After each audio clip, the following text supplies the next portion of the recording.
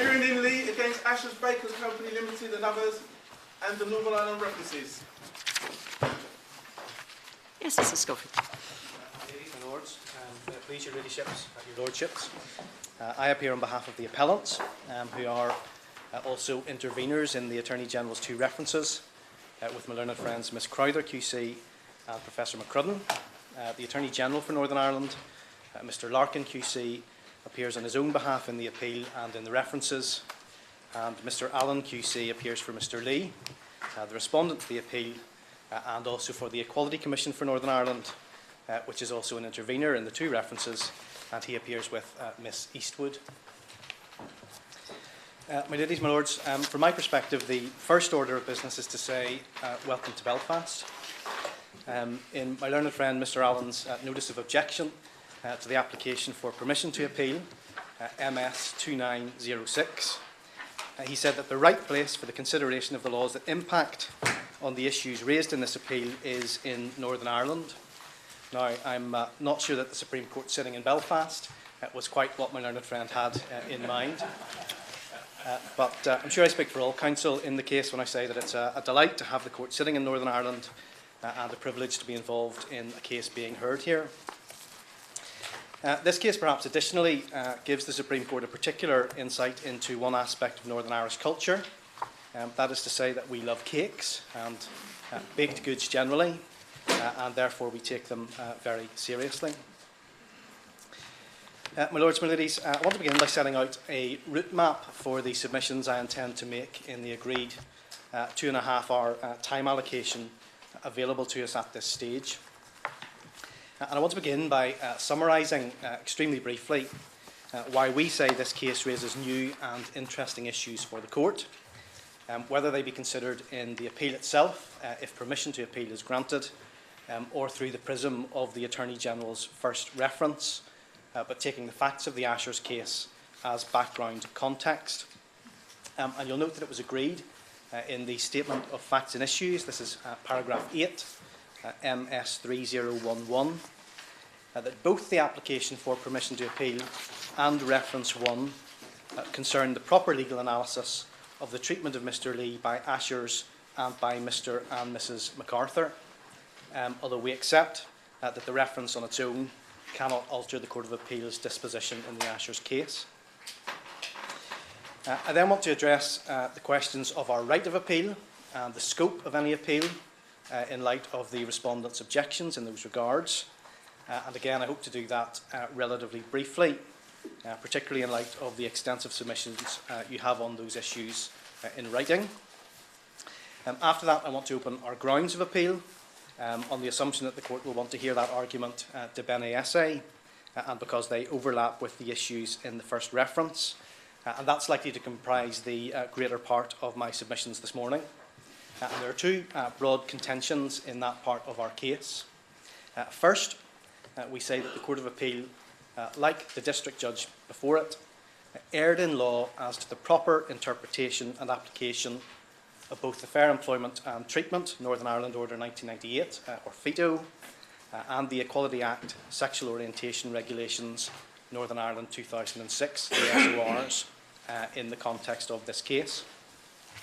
In our submission, correctly applying those provisions to the facts found by the presiding district judge results in a conclusion that there was no unlawful discrimination in this case.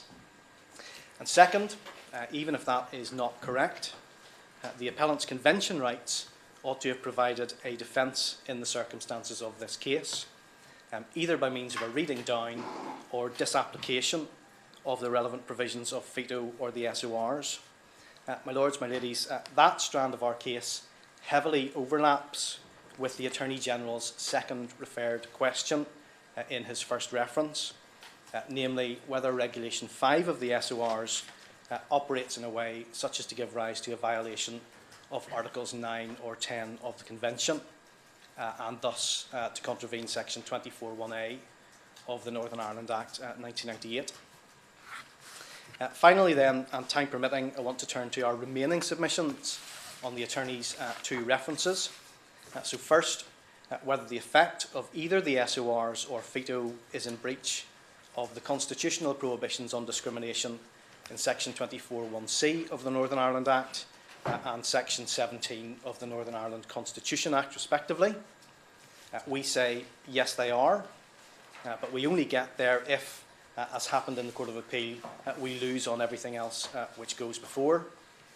And then lastly, I'll address the permissible stage when a reference may be required to be made under paragraph 33 of Schedule 10 to the Northern Ireland Act.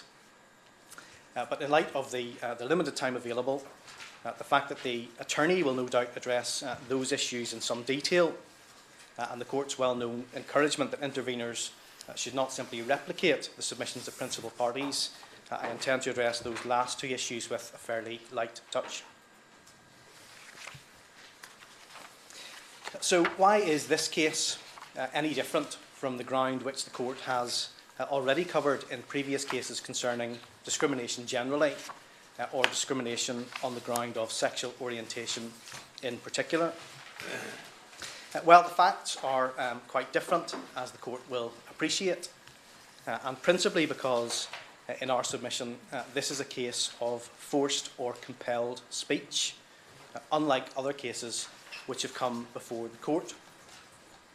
Now, I understood my learned friend, Mr. Allen, to suggest in his written case, at paragraphs 178 and 181, that the appellants have belatedly adopted an argument made by the attorney that this is a case involving compelled speech, and that our reliance on that somehow involves new submissions.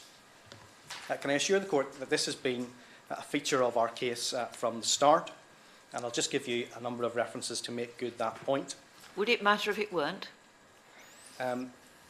It wouldn't, my lady, no. And it might be then that I can simply move on, but I want to assure you this is not a new departure. It's something that was argued and dealt with by the County Court. Well, give us the references. I'll do that, my lady. So firstly, it's a case that was made in our skeleton to the County Court, paragraphs 78 to 80. That's MS 3795, paragraph 95, MS 3800. We see that those submissions on behalf of the defendants were referred to in the District Judge's decision. That's paragraph 70, subpara 5, MS 3255, and paragraph 95, MS 3266. And then... A little slower. Yes. I'm sorry, my lord. What was your reference to your paragraph 70, of the District Judge's paragraph 70, subparagraph 5? What's the page reference? Paragraph 70, my lady, and that's MS 3255. And her paragraph 95, MS 3266. And then this is a case which we dealt with in some detail in our skeleton argument to the Court of Appeal in advance of the Attorney General's involvement in the case. And we see that at our paragraph 11A, MS 3555, and paragraphs 95 through to 110, MS 3577 to 3581. So my lady is entirely right. It wouldn't make any difference, but there is nothing new about the case we're making. The point I'm making to the court is that it's a new case in terms of the issues that this court has considered before. Now, I understand, of course, that there are a number of objections made to the appellant's characterisation of their case in this way, principally because it said they were not themselves being asked to expressly endorse the message which was to be produced on the cake, and I'll meet that objection later on in these submissions. But what has happened in this case is that Mr. and Mrs. MacArthur have been penalised by the state in the form of the judgment and award of the County Court for failing, through their family company, to create and provide a product bearing an explicit slogan, support gay marriage, to which they have a genuine objection of conscience. And as we'll see, the trial judge found that the MacArthurs hold deeply genuine religious beliefs about marriage, and that the reason why they didn't fulfil the order was on the basis of those beliefs. Now, notwithstanding that, the appellants and each of them have been held liable and ordered to pay damages for not producing the cake. And in our submission, that is plainly a case of compelled speech.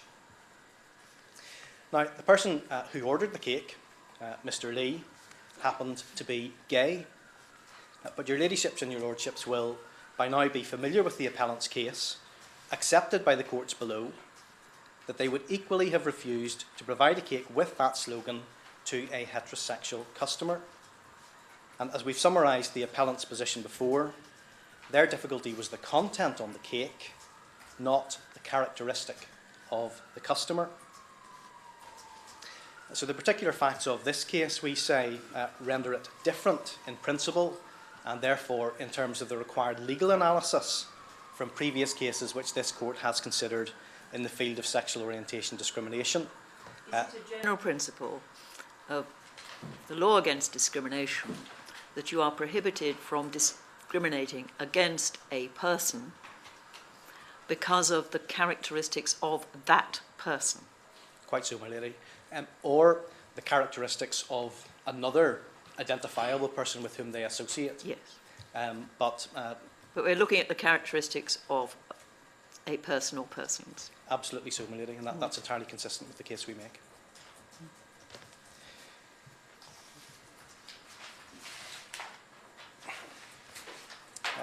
As I've submitted to the court already, we do say that a different legal analysis is required in this case. And I should say also that the very fact that the appellants have been found liable for unlawful religious belief and political opinion discrimination on the same facts, in addition to sexual orientation discrimination, points to the fact that there is something very different about this case. And that has two important consequences in our submission. First, the question of whether what has happened in this case amounts to direct discrimination at all, under either the SORs or FETO, needs to be considered very carefully. The reason for the less favourable treatment said to have been received by Mr. Lee has to be examined closely in order to see whether it is in fact discriminatory. We say not. But second, human rights considerations are in play in the appellant's defence, which are additional to and different from those which have arisen in previous cases. So finally, by way of introduction, we do say, and I believe this is common case, that this case, even though it involved a simple commercial transaction of modest value, raises important issues of principle. Issues of principle as to the extent to which those with deeply held religious or indeed philosophical convictions are or can be required by law to act in a manner inconsistent with those convictions, particularly in the commercial sphere. And in our submission, the result of the approach taken by the District Judge and the Court of Appeal in Northern Ireland is that someone providing bespoke goods must provide goods at the request of a customer, provided the request itself is not unlawful, however offensive the requested product may be to the trader's deeply held religious beliefs or however gravely they injure his conscience. That extends to being forced to use one's skills, one's trade, one's experience in business, to further causes which are fundamentally inconsistent with your core beliefs. And what that means is that people in the position of the appellants must choose between operating their businesses or living and acting in accordance with their religious beliefs. And we say that cannot be the law.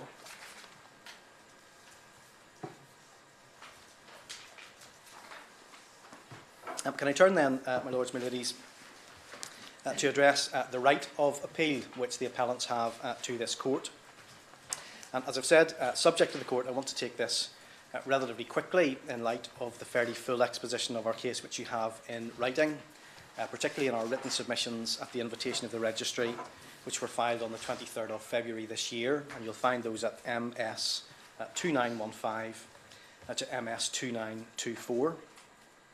Now, the starting point, we say, is Section 42 of the Judicature Act, Northern Ireland 1978. You'll find that in the small additional bundle of authorities, which I think were lodged with the court yesterday. And it's at tab 3, if you have tabs available, or at page MS 4144.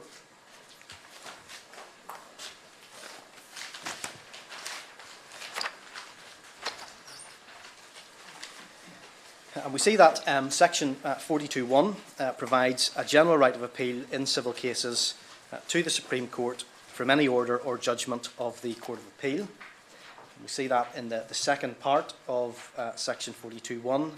An appeal shall lie to the Supreme Court from any judgment or order of the Court of Appeal in any civil cause or matter. And I ask your ladyships and your lordships to bear in mind that the appeal is from the order of the court. Now, we accept that that right of appeal is subject to any restrictions imposed by any statutory provision which has effect by virtue of section 42.6. That's the first part of section 42.1.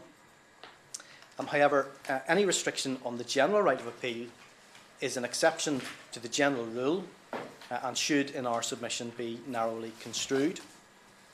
Now, the respondent suggests that Article 61.7 of the County Court's Northern Ireland Order 1980, which is a provision which can, in certain circumstances, have effect by virtue of section 42.6, reflects the importance, he says, of the Court of Appeal as being the Supreme Court for Northern Ireland. And that's the respondent's case at paragraph 118, MS 3145. My ladies, my lords, there is no such principle. This court is the Supreme Court for Northern Ireland in civil causes or matters. And in our submission, any provision of the 1980 order, or indeed of the Judicature Act itself, which seeks to limit or restrict access to an appeal to the United Kingdom Supreme Court, assuming, of course, that the appeal otherwise meets the test for the grant of permission. That is to say that it raises an issue of law of general public importance, which ought to be considered by the UK Supreme Court at this time. Any such principle ought to be narrowly construed. So whether any restriction on that general right of appeal, which we've seen, has effect is to be determined by reference to section 42, subsection 6. And that gives effect to restrictions on the right of appeal contained in other statutory provisions, such as here, Article 61 of the County Court's Order, but where two conditions are satisfied. Firstly, the finality provision must be clearly and expressly worded. There's no issue as to that in this case. But secondly, provided that the order or judgment appealed from does not involve a decision on any question as to the validity of certain types of legislation. And that's the proviso that we see in the part of section 42.6 after the first comma. And in our submission, in this case, that condition is not met. The Court of Appeal's order, and indeed our appeal to this court, does involve a decision on any question as to the validity of a relevant statutory provision, namely veto. Now, the respondent accepts that veto is a relevant type of legislation for this purpose, because it's included within the extended definition of a measure of the Northern Ireland Assembly in the Northern Ireland Act. So that's common case, and we see that in my learned friend's case at paragraph 59, MS 3126. My learned friend's objection is that the Court of Appeal's order or judgment does not involve a decision of any question as to the validity of any provision of veto. And in our submission, that contention is demonstrably wrong. Do you mean veto? Oh. I do, my lady, yes. Yeah, okay, right. The SORs, its common case, don't fall within this particular provision, right. And that's why we need to address separately the scope of the appeal. But the first point to make is that the effect of veto, as well as the SORs, has always been a live issue in these proceedings. The background of that submission is that the district judge, as the court knows, found against the appellants on the basis of veto as well as the SORs. We see that at paragraphs 68 and 99 of the district judge's judgment. That's why the respondent correctly says, paragraph 60 of his case, that Mr. Lee successfully relied on veto in his litigation with the appellants.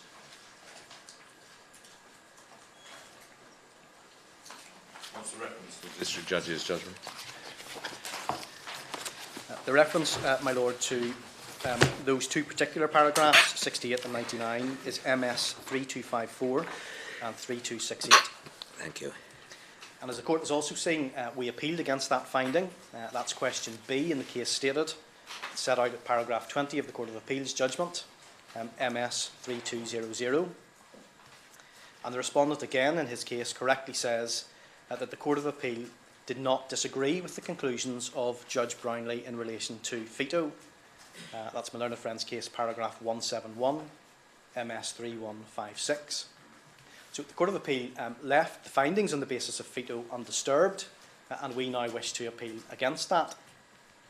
So the respondent's point is therefore that the Court of Appeal's judgment does not involve a question as to the validity of veto, but in our submission that is also plainly wrong.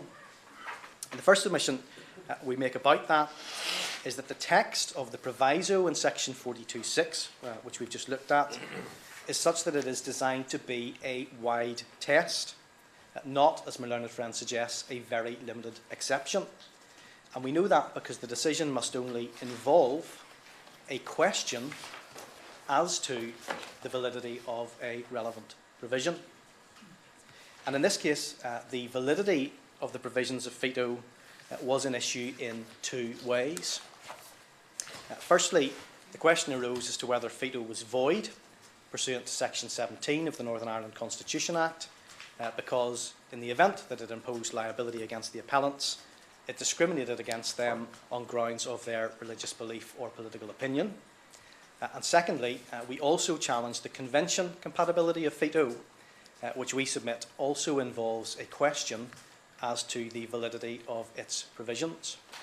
Is your argument that if the district judge was right as to how veto applied in this particular case, it would be incompatible and void, both those questions? Yes, Madam.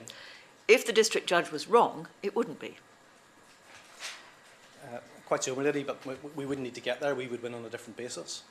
Well, yes, but you might not have. There might not be jurisdiction. But well, certainly, we could rule on validity on the basis that the district judge was right or wrong. The question for this court, with respect, my lady, under Section 42.6, is whether the order or judgment of the Court of Appeal involves those issues. And the Court of Appeal, having found against us on veto, plainly it does. Well, that's right, but I'm trying to get at the substance, because there's clearly a big question about whether the district judge was right in her approach to veto. A big question, which is rather relates from my previous question to you.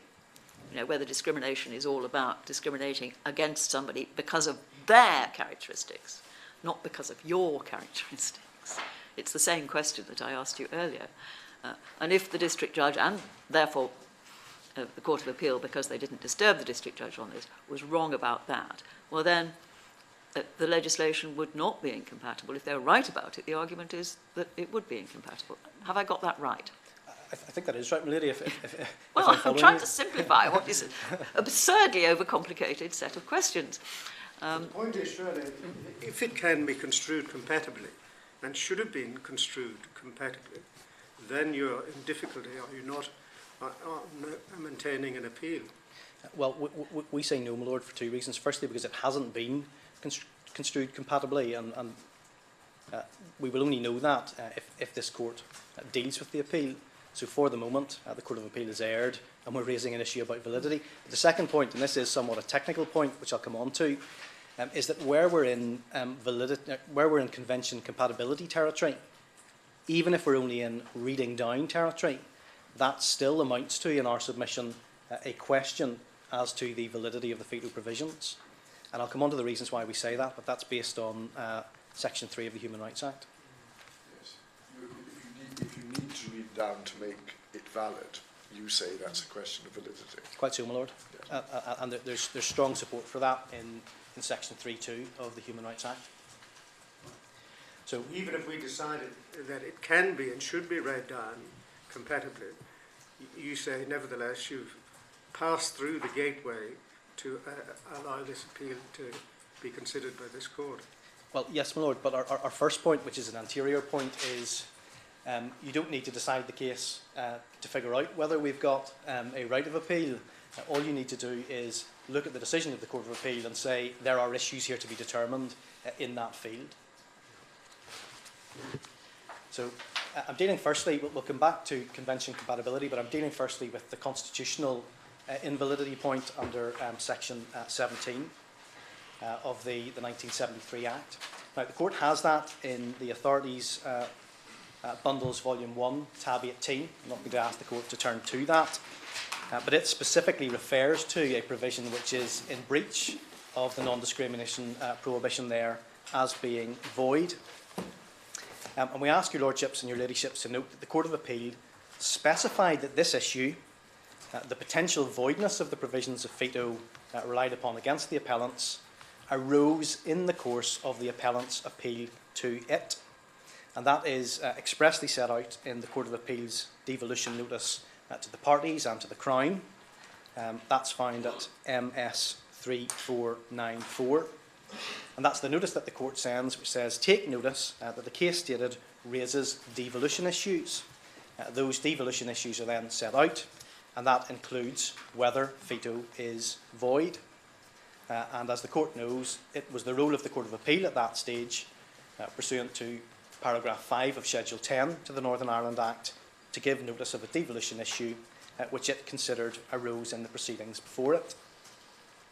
The fact that the Court of Appeal did so, we say, is entirely unsurprising, because if the relevant provisions of veto were void, pursuant to section 17 of the 1973 Act, the district judge would obviously have erred in law in making a finding against the defendants on the basis of veto. That was the second question before the Court of Appeal. And that, we say, really is the end of the question as to whether the appeal involved and whether this appeal involves a question as to the validity of veto, even if we read the issue of validity in the very limited sense in which the respondent wishes to construe that phrase. Now, all that's really left to my learned friend to say then is that it was the Attorney General who initially raised this point rather than the appellants. That is true, but it's also legally irrelevant, provided the issue did arise in the appeal. And in any event, my lords, my ladies, we expressly adopted the Attorney General's points in argument in the Court of Appeal, although both in the hope and expectation that we wouldn't need to have recourse to them. And we see that in our skeleton argument of the 18th of April 2016 in response to the Attorney's written submissions on the devolution issues. Where's that, please, Mr. My Lord, that is at MS 3663 and MS 3665. That's the two relevant sections, paragraph 1 and paragraph 4. Thank you. But finally, the Court of Appeal judgment expressly deals with and rejects the challenge that veto is discriminatory and therefore void in the course of its judgment on the devolution issues. We see that at paragraphs 93 to 103 of the Court of Appeal's judgment, MS 3220 to 3222. And we ask the Court to note that it expressly, that's the Court of Appeal, expressly records that as part of our argument, that's paragraph 98, and makes express findings on the constitutionality and legality of veto at paragraphs 100 and 103. So in our submission, my lords, my ladies, that analysis puts beyond doubt that this is a case which falls within the proviso within section 42.6 of the Judicature Act. But for completeness, and to come back to my Lord Kerr's point, there's also a second basis on which we say that is so. So as the Court is aware, we also argued that by reason of our convention rights, veto should be read down, or if that were not possible, disapplied. That's also set out in the Court of Appeal's own notice. This time, the notice of incompatibility served under Order 121, and you'll find that at MS 3490. Now, the Court of Appeal declined, of course, to take either of those approaches, either to read down or disapply veto. That was partly because it wrongly failed to deal with veto separately at all in our submission, and partly because it wrongly considered that there was no breach of the appellant's convention rights. But where there is a contention that veto is incompatible with the Convention and must be considered unlawful and unenforceable on that account, that is also plainly a question as to validity. And then finally, even if one is only in reading down territory under Section 3 of the Human Rights Act, we submit that that also raises a question as to validity. As I said a few moments ago, we say that on the basis of Section 3, subsection 2 of the Human Rights Act, and the Court will find that in the first authorities volume at tab 12 or MS 142.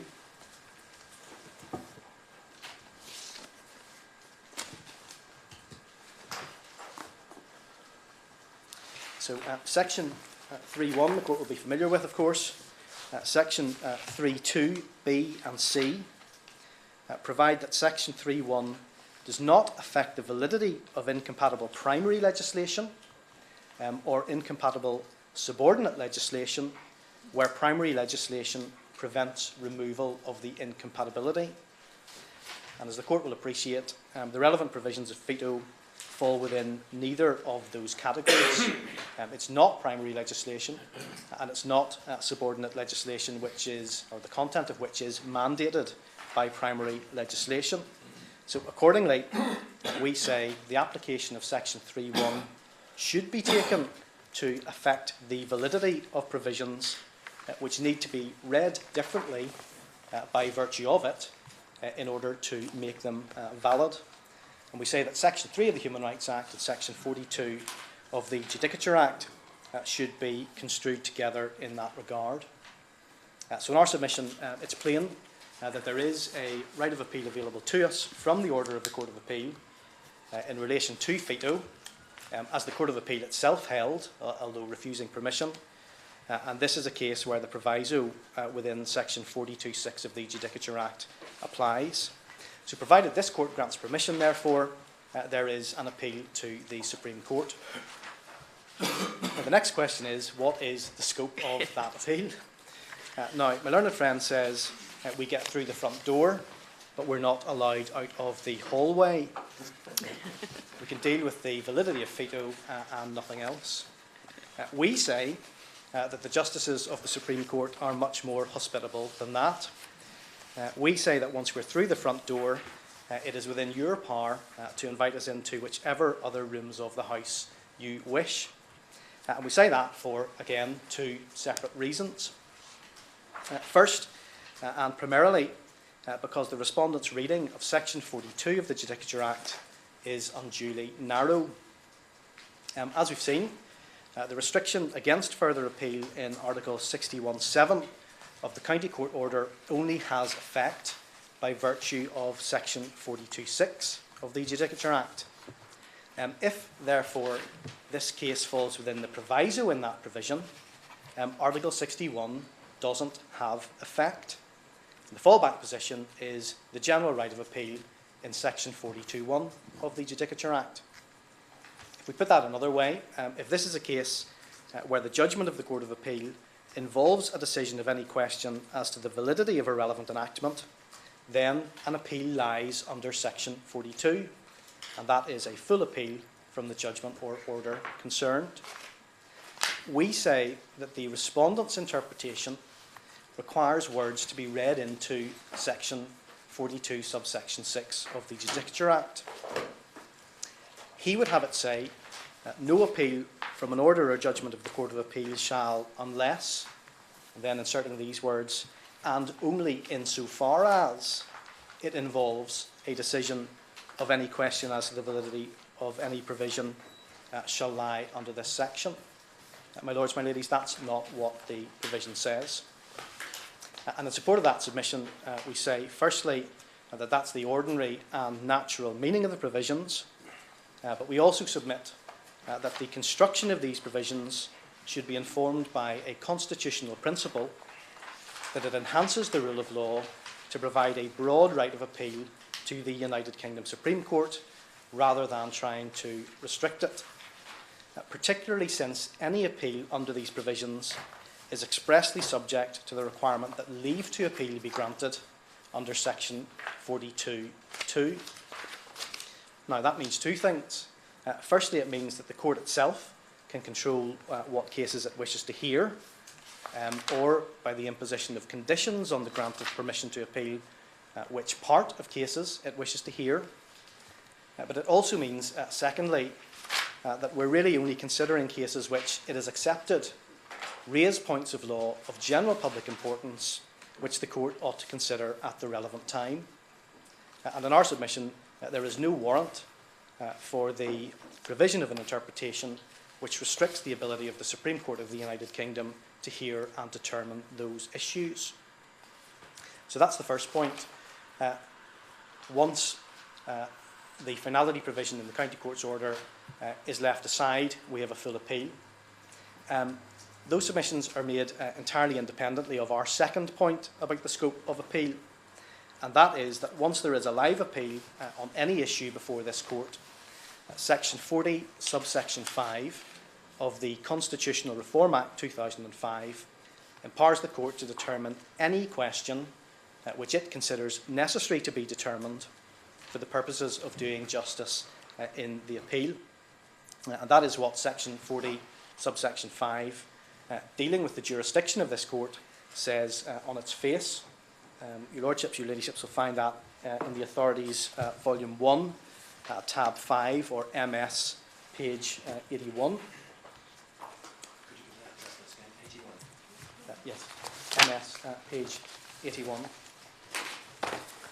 Is the provision dealing with the jurisdiction of the Supreme Court, and it says the court has power to determine any question necessary to be determined for the purposes of doing justice in an appeal to it under any enactment, which obviously includes the Northern Ireland Judicature Act. So it's expressly a power-conferring provision. It's understood to be the replacement and modern equivalent of Section 4 of the Appellate Jurisdiction Act 1876, which some of the court will recall from their time in the House of Lords, not, of course, from 1876. Oh yes, we read it every day.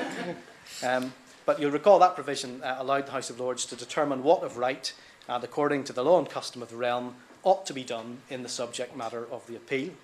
And this provision, the modern equivalent, Section 40, subsection 5, is expressly designed, we say, to short-circuit the type of technical objection on the scope of any appeal which has been taken by the respondent in this case. Of course, it's quite common experience for issues to arise in the course of an appeal which were unanticipated, but which the court considers are necessary to be resolved, and indeed to invite further submissions on those. Quite so, my Lord. And of course, given this, this court's particular constitutional position at the apex of the court structure in the United Kingdom, again, we submit that the general constitutional principle which informs all of this is that the court's jurisdiction should be broad rather than narrow.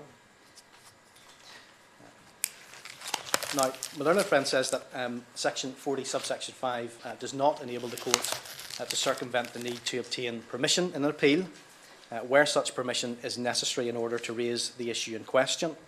And he makes that submission on the basis of a comment in the Sternum case. That's in the respondent's printed case at paragraph 135, MS 3148.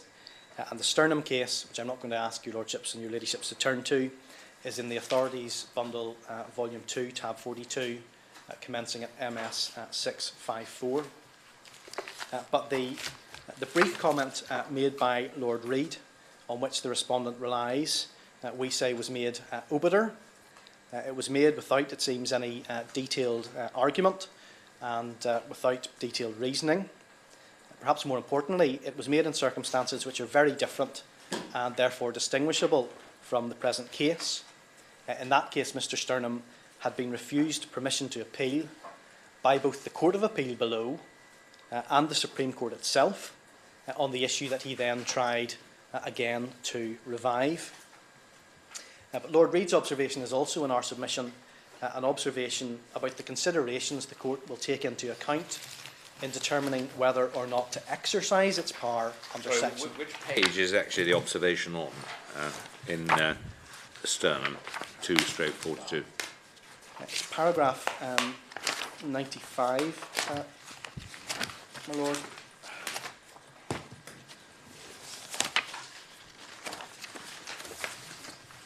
So it's 699 here.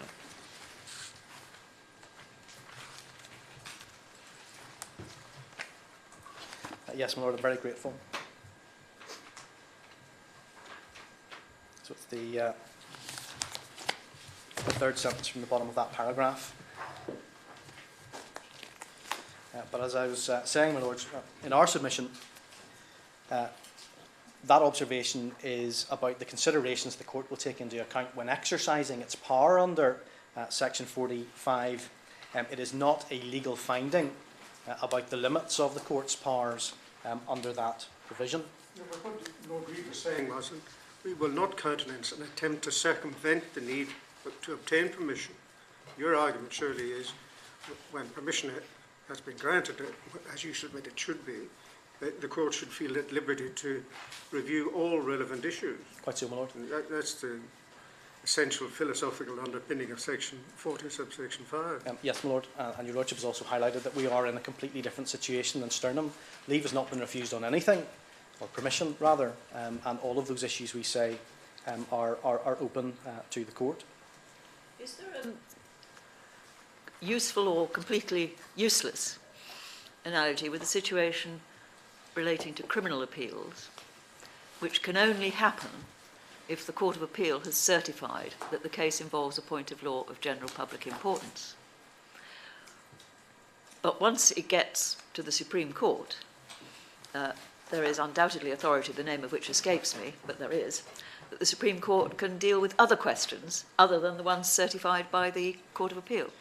My lady, I also don't know the authority to which you're referring, but I'm very happy to accept that that's a useful analogy. Well, sometimes you have to beware Greek gifts, but nevertheless, it seems to me that there is some analogy there in that. Indeed, so. A closer analogy might be under the old Arbitration Act, and this is going back to 1975, I think. The same applied under the old case-stated procedure. If arbitrators stated a case on particular issues, there was authority that the court could step outside those issues, but how far it went, one would have to see. But they were obviously confined to the facts in the award. Yes, Lord. And indeed, there's a similar jurisdiction in the Court of Appeal in Northern Ireland, and in fact, in this case, it's not relevant for present purposes, but the Court of Appeal itself added a question to the case stated after some argument about that. Yes. But we say that in this case, the issues that we're wishing to raise, in particular in relation to the sexual orientation regulations, were considered and dealt with by the Court of Appeal fully. They haven't been the subject of any refusal of permission by this court. They're issues of substance, issues of public importance, and they are, on the Court of Appeal's own analysis, intertwined with issues which plainly can be the subject of appeal to this court. So for both of those reasons, our reading of Section 42 of the Judicature Act and on the basis of Section 40, subsection 5 of the Constitutional Reform Act, we say not only do we have an appeal to this court, but subject only to the grant of permission by the court, we have a right of full appeal. So can I move then, my lords, my ladies, on to our substantive submissions. The basic structure of our case is as follows. Firstly, we say there is no unlawful discrimination on the facts of this case, properly applying the relevant legal provisions under both the SORs and FETO. Secondly, we say if we're wrong in that, and there is prima facie unlawful discrimination, the effect of the appellant's convention rights is such that the legislation needs to be read down, or if necessary, disapplied, or held invalid in the case of the SORs under Section 24(1)A of the Northern Ireland Act. That's the Attorney General's second question. And then thirdly, even if, contrary to each of those submissions, there is unlawful discrimination by the appellants, they're not saved by their convention rights, the result in this case nonetheless amounts to discrimination against them on the grounds of their religious beliefs. To that extent, the relevant provisions of FETO and the SORs are void. That's the Attorney General's first and third referred questions. So if I can begin then with our case that there is no unlawful discrimination in this case when the relevant provisions are properly understood and applied. We say that the district judge was wrong to make findings of direct discrimination against the appellants under both the SORs and FETO, and that the Court of Appeal was wrong not to overturn those findings. And I pause just to mention that if we're right on that, that on a correct interpretation of the relevant provisions, there was no unlawful discrimination, then the court need not concern itself with the respondent's claim that we seek a right of what he calls optional compliance, which undermines legal certainty. Now, we dispute that characterisation in any event, but if there's no discrimination to begin with, it doesn't arise. The first thing I want to say in this respect is to endorse what Lord Neuberger said in paragraph 84 in the Preddy case. That's the authorities, volume 2, tab 40, and at MS 628. This, of course, is likely to be a completely superfluous reminder to this court, but he reminded all of us that it's important to keep the law in this area clear and consistent, and not to be influenced by sympathy with the notion that what has happened ought to be or feels like direct discrimination. Rather, the court should simply apply the relevant legal principles, particularly as set out by my lady, Lady Hale, in her opinion in the Preddy case. Perhaps a recent example of this court heeding that guidance might be considered to be the appeal in Onu versus Akwiwu. That's in the authorities, volume 2, tab 32. The court will recall in that case it analysed a case of discrimination on the basis of migrant status, but found, faithfully applying the legal principles, that that was not a case of direct discrimination on prohibited grounds, notwithstanding in that case a clear disapproval of the defendant's conduct. And in our submission, the district judge and the Court of Appeal have, albeit in different ways, stretched the law relating to direct discrimination beyond breaking point in reaching the conclusions which they have in this case. Now, before the court comes to apply the legal principles, it's necessary first to remind ourselves of a number of the trial judge's findings. And first, the district judge found that the second and third appellants hold genuine and deeply held religious beliefs. It's at paragraph 27b of her judgment, MS 3234. Yes. And that included the religious belief that gay marriage is sinful. She mentions that at paragraph 40, MS 3240, and paragraph 43, MS 3243. Now, perhaps most significantly of all, she also found that the reason why the order was not fulfilled in this case was because of the appellant's religious beliefs in that regard. There's a clear finding in that respect at paragraph 43 of the district judge's decision. That's to be found at MS 3243. She says there, my finding is that the defendants cancelled this order as they opposed same-sex marriage for the reason that they regarded it as sinful and contrary to their genuinely held religious beliefs. And there's a similar finding at paragraph 57, where the judge says that the defendants' refusal to provide the cake was because of their religious beliefs. The judge also found, indeed, she had no doubt that the defendants would have provided the plaintiff with a different cake. We see that at paragraphs 64 and 66 of her judgment, MS 3253.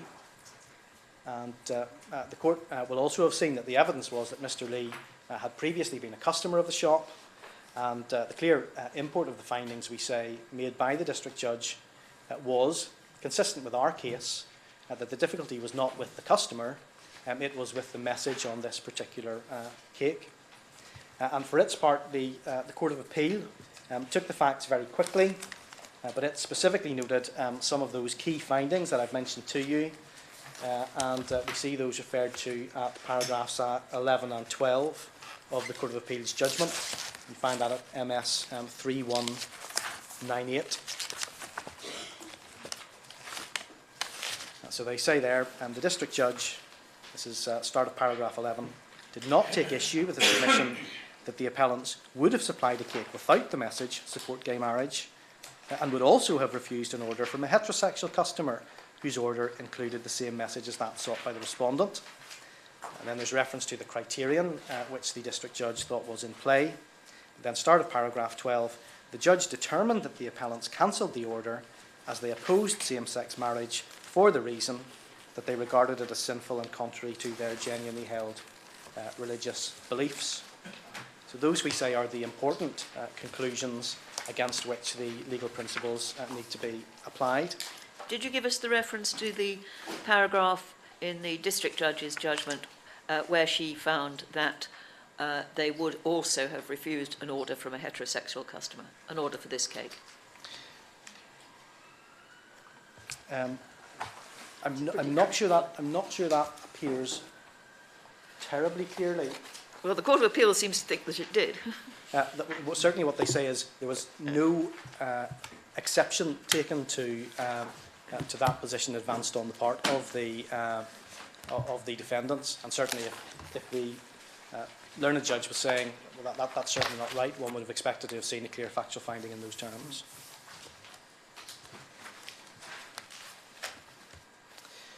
So if we can look then, my ladies, my lords, at the issue of sexual orientation discrimination first. We say, on the basis of the findings that the court has just been looking at, it simply wasn't open to the district judge or the Court of Appeal to go on to find that the appellants had unlawfully discriminated on the grounds of sexual orientation. I want to develop that submission in 4 ways. Firstly, by looking at the reason for the treatment complained of. Secondly, by looking at the issue of the correct comparator. Thirdly, by looking at the criterion, if any, which was applied by the defendants. And then fourthly, by dealing with the issue of associative discrimination. Now, as your ladyships and your lordships will know, a classic approach in direct discrimination cases is to ask why, objectively, the less favourable treatment occurred. That approach is evident in particular in James and Eastley, Lord Gough, Nagarajan versus London Regional Transport, Lord Nichols, where he describes it as the crucial question, and amongst other places in my Lady Hale's judgment in the JFS case, paragraphs 61 to 64. And as we set out in paragraph 23 of our written case, that is the fundamental question, we say, in a direct discrimination case. And as I've shown to the court, the presiding district judge made express findings about that in this case, paragraphs 43 and 57 of her judgment. And in short, she determined that the reason why the order was not fulfilled was because of the defendant's religious beliefs, not because of Mr. Lee's sexual orientation. We say, and as my Lady Hale has just mentioned a few moments ago, there's certainly no finding to the contrary, that for precisely the same reason, this cake would not have been provided to someone whom the appellants knew to be heterosexual. So in our submission, the analysis of direct discrimination on grounds of sexual orientation really could, indeed should, have ended there. As Lord Newburger pointed out in the Court of Appeal in Liddell, it's paragraph 29, which you'll find at MS 867. So that's the case. Paragraph 29 is at MS 876. He observed that it cannot constitute direct discrimination to treat everyone, in that case all employees, in precisely the same way. Or put another way, there was no less favourable treatment in this case because no one would be provided with a cake bearing this message because of the appellant's conscientious objection to producing it. Another classic approach, as the court knows, to direct discrimination is to apply the but-for test. Again, we see that in James and Eastley, Lord Bridge, Lord Gough, ex-party EOC, and also Lord Toulson's opinion in Pretty and Hall at paragraph 71. So, would the plaintiff have been provided with the cake but for the fact that he was gay? Well, again, we say there was no controversy about that. If Mr. Lee had been straight, it would have made no difference. Again, therefore, we say this is a simple case where the treatment was not direct discrimination on grounds of sexual orientation, and the analysis should not be overcomplicated. In our submission, it has become overcomplicated, and therefore I need to deal with some of the other ways in which this was looked at. Is it literally true that it can't ever be direct discrimination to treat everyone in the same way? I mean, if two people have obviously different needs due to some protected characteristic, for example, someone needs special facilities to enter a building which is open to the public, and you say, no, everyone can walk up the stairs, is that not direct discrimination? I think I want to reflect on that, but yes. So it just depends on type of discrimination. There's a different specific There's a type specific, of disability discrimination. And there's an exception to direct discrimination if you do that for a disabled person. I think I'd want to reflect on that, my lord, but it might Anyway, well be... I've taken a very different context which is specifically regulated by different legislation, so that Indeed, may be the answer. There's a positive obligation to, But to I have provide in mind the reasonable word adjustments. flimenos, if I've pronounced it right as well, that sort of discrimination. Oh, that's, yes. Treating alike cases that ought to be treated differently. Exactly. Yeah. Anyway, you say in this context, but it might be worth thinking about. I think so. I think the instinctive response, my lord, is that's much more likely to be indirect discrimination. But I think perhaps... Because you're providing services which have a bigger impact on some individuals than others. Quite so. I wanted to move on to just to discuss briefly the issue of the correct comparator. That's dealt with at paragraphs 41 to 43 of our case. The district judge, as the court may have seen, considered that our proposed comparator, a heterosexual customer who ordered the cake with the same graphic, oversimplified the inquiry, she said. That was paragraph 41 of her judgment. She identified the correct comparator as a heterosexual person placing an order for a cake with, importantly, we say, a completely different message from that which Mr. Lee had requested. So the judge's cake in her example said either support marriage or support heterosexual marriage, and that's at paragraph 42 of her judgment, MS 3242. And we contend, unsurprisingly, and contended in the Court of Appeal below, that that is plainly an inappropriate comparator for this purpose. It's settled law, we say, that when using a comparator, it's necessary to compare like with like. See Lord Nichols in Shamoon at paragraph 4, MS 1197. But Regulation 3.1a of the SORs, which is in the Authorities Volume 1, Tab 3, requires a comparison of the treatment received by the plaintiff with treatment which would have been received by other persons, as opposed to in other factual circumstances. And indeed, the SORs, as with FETO, contain an express provision reminding the tribunal that the relevant circumstances for the purposes of comparison must be kept the same or not materially different when undertaking the statutory comparison exercise. That's Regulation 3, Subpara 2, Authorities, Volume 1, Tab 3, MS 29. And going back to Shamoon, I won't ask the court to turn to it, Lord Roger in that case, paragraph 134, MS 1238, made clear that the relevant circumstances for comparison purposes include those which the alleged discriminator takes into account. So in our submission, it was a plain error of law to adopt the comparator which the district judge used with a completely different message on the cake. Now, the Court of Appeal, for its part, recorded our objection to the district judge's use of an inappropriate comparator, and that's paragraph 24 of their decision, but they didn't go on to address that argument explicitly, although insofar as the Court of Appeal itself conducted any comparison exercise, it appears we submit to have fallen into the same error as the district judge by asking what the appellants would have done if the message on the cake was different. We'll see that in a moment or two at paragraph 58 of the Court of Appeal's decision. So, my ladies, my lords, on our case, using those well-worn tools of analysis in direct discrimination cases, it's clear that this was not a case of direct discrimination on grounds of sexual orientation. Now, the matter becomes more complex because the district judge then tried to identify a criterion applied by the defendants, which resulted in the order being declined. She then asked herself the question discussed by Lady Hale in Preddy and Bull and taken from Advocate General Jacobs in Schnorbus as to whether the criterion was necessarily linked to a characteristic indissociable from sexual orientation. And I will come back to what the Court of Appeal said about that in a moment, because the Court of Appeal did not adopt the District Judge's reasoning, although without expressly finding it to be in error.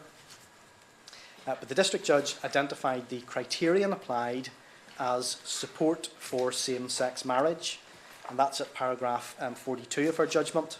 And the Court will find that at MS 3242. And in fact, she thought that it was the same criterion when she came to consider FETO at paragraph 65 of her judgment. But just sticking with paragraph 42 for the moment.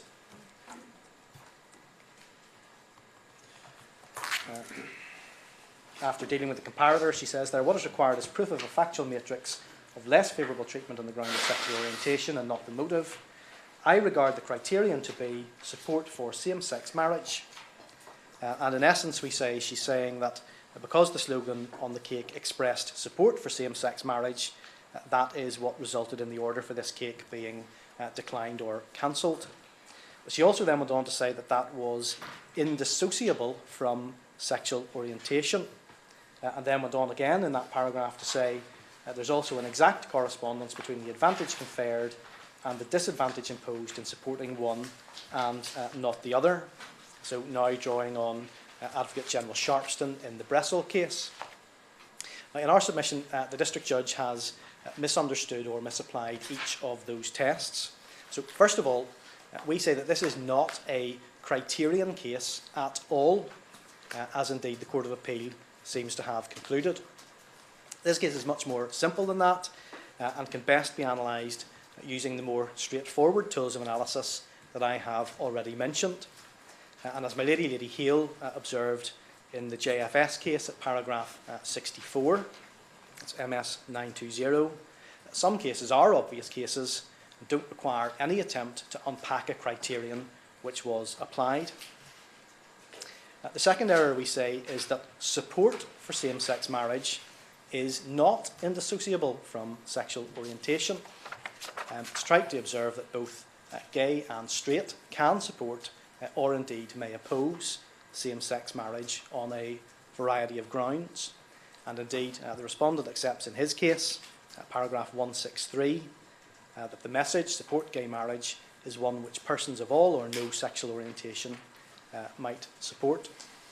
So support for same-sex marriage is not therefore a proxy for sexual orientation.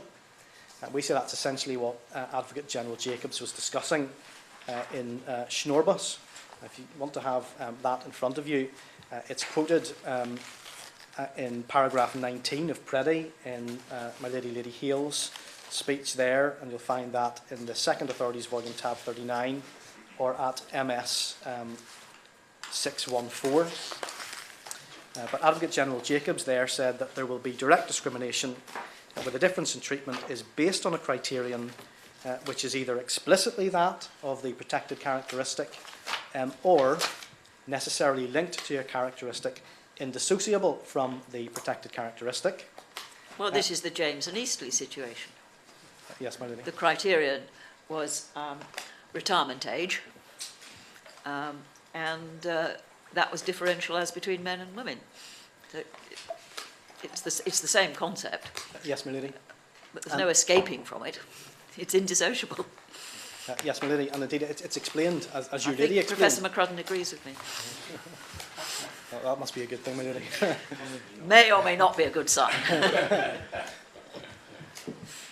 As your ladyship also then went on to explain in Preddy, Advocate General Sharpston then goes on to explain and build on what Advocate General Jacobs has said in the Bressel case. She says, and I take you to this because the District Judge has mentioned the issue of exact correspondence, but A.G. Sharpston says, I take there to be direct discrimination when the category of those receiving a certain advantage. Where are you reading from, please? MS 614, paragraph 19 of President. Yes, I'm very grateful, my Lord. Thank you. Oh yes, in the earlier part, yes. Yeah, so she says, I take there to be direct discrimination in the category of those receiving a certain advantage. Here, we say the provision of the cake. And the category of those suffering a correlative disadvantage, here, not getting the cake, coincide exactly with the respective categories of persons distinguished only by applying a prohibited classification. So the criterion results in a separation which reflects the application of a prohibited ground as the distinguishing feature. But the analysis of the criterion is simply a sophisticated way of asking whether objectively, perhaps in disguise, the real reason for determining who is treated less favourably is a protected characteristic on the part of the customer. And we say that is not this case for the reasons that we've given. And in fact, we see that the Court of Appeal didn't analyse this case through the prism of Bressel at all. But I have, my lords, my ladies, nonetheless had to address it because we observed that the respondent says in his case, paragraph 161, MS 3153, that the reasoning of both Judge Brownlee and the Court of Appeal is adopted by the respondent without repetition, even though we say the reasoning between the two courts below is inconsistent. So I wanted to take the court then to what the Court of Appeal says about this. It deals with these issues in 2 paragraphs in its judgment, and it provides a different basis altogether for its finding of direct discrimination on the grounds of sexual orientation. We see that at paragraphs 57 and 58 of the Court of Appeal's judgment, and that is at MS 3210.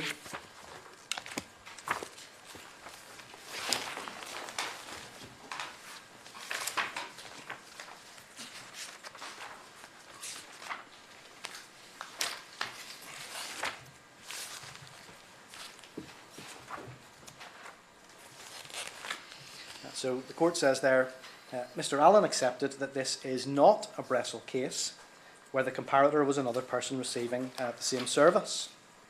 So the Bressel type analysis is now discarded, but rather submitted that this was a case of associative direct discrimination. Associative direct discrimination has long been recognised in domestic jurisprudence as evidenced by English versus Thomas Anderson Blinds Limited, to which reference was made at paragraph 25 above. Mr. Schofield submitted that in order to establish direct discrimination, it was necessary to establish some protected characteristic, that such a characteristic could not be established by a difference in treatment in respect of a message on a cake. We do not accept the latter part of that submission. So, pausing there, the protected characteristic is not that of the plaintiff, nor of any identified individual, but it seems of the cake itself. In line with the shorthand description sometimes given to this case, the gay cake case. We make a number of short and obvious points about that. Firstly, a cake can't have a sexual orientation as a matter of fact.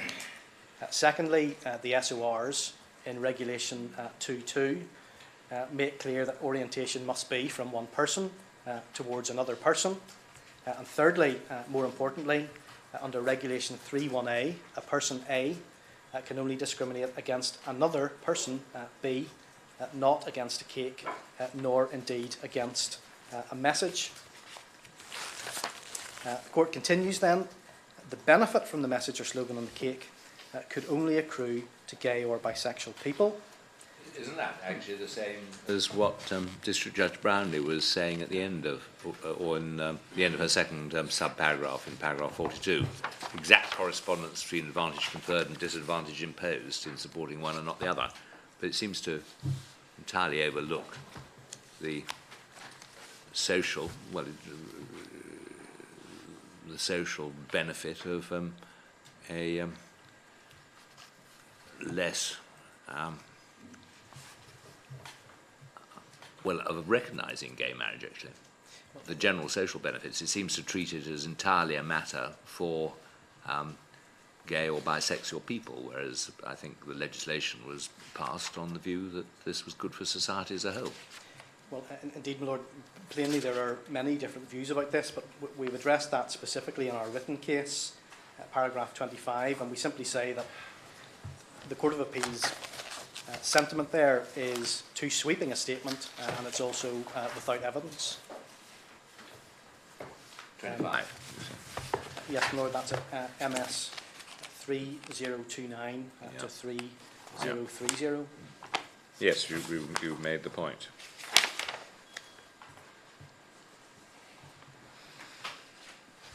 So, my ladies, my lords, the Court of Appeal continues. The appellants would not have objected to a carrying the message support heterosexual marriage or indeed support marriage. We accept that it was the use of the word gay in the context of the message which prevented the order from being fulfilled. Well, of course, it's not simply the use of the word gay, because, for instance, the message oppose gay marriage would not have given rise to the same difficulties. But what the court is really saying here, again, in our submission, is that it was the message on the cake which gave rise to the appellant's decision not to fulfil the order. And indeed, that's what they go on then to expressly say. The reason that the order was cancelled was that the appellants would not provide a cake with a message supporting a right to marry for those of a particular sexual orientation. That was the answer to the reason why question that Shamoon said should be asked. Well, that's right. That's consistent with the case I've already made this morning, and we say points clearly to there being no direct discrimination on grounds of sexual orientation. The court then says there was an exact correspondence between those of the particular sexual orientation and those in respect of whom the message supported the right to marry. Well, possibly so, but that is irrelevant in our submission. The exact correspondence test should distinguish the categories of those receiving an advantage and those suffering a correlative disadvantage at the hands of the alleged discriminator.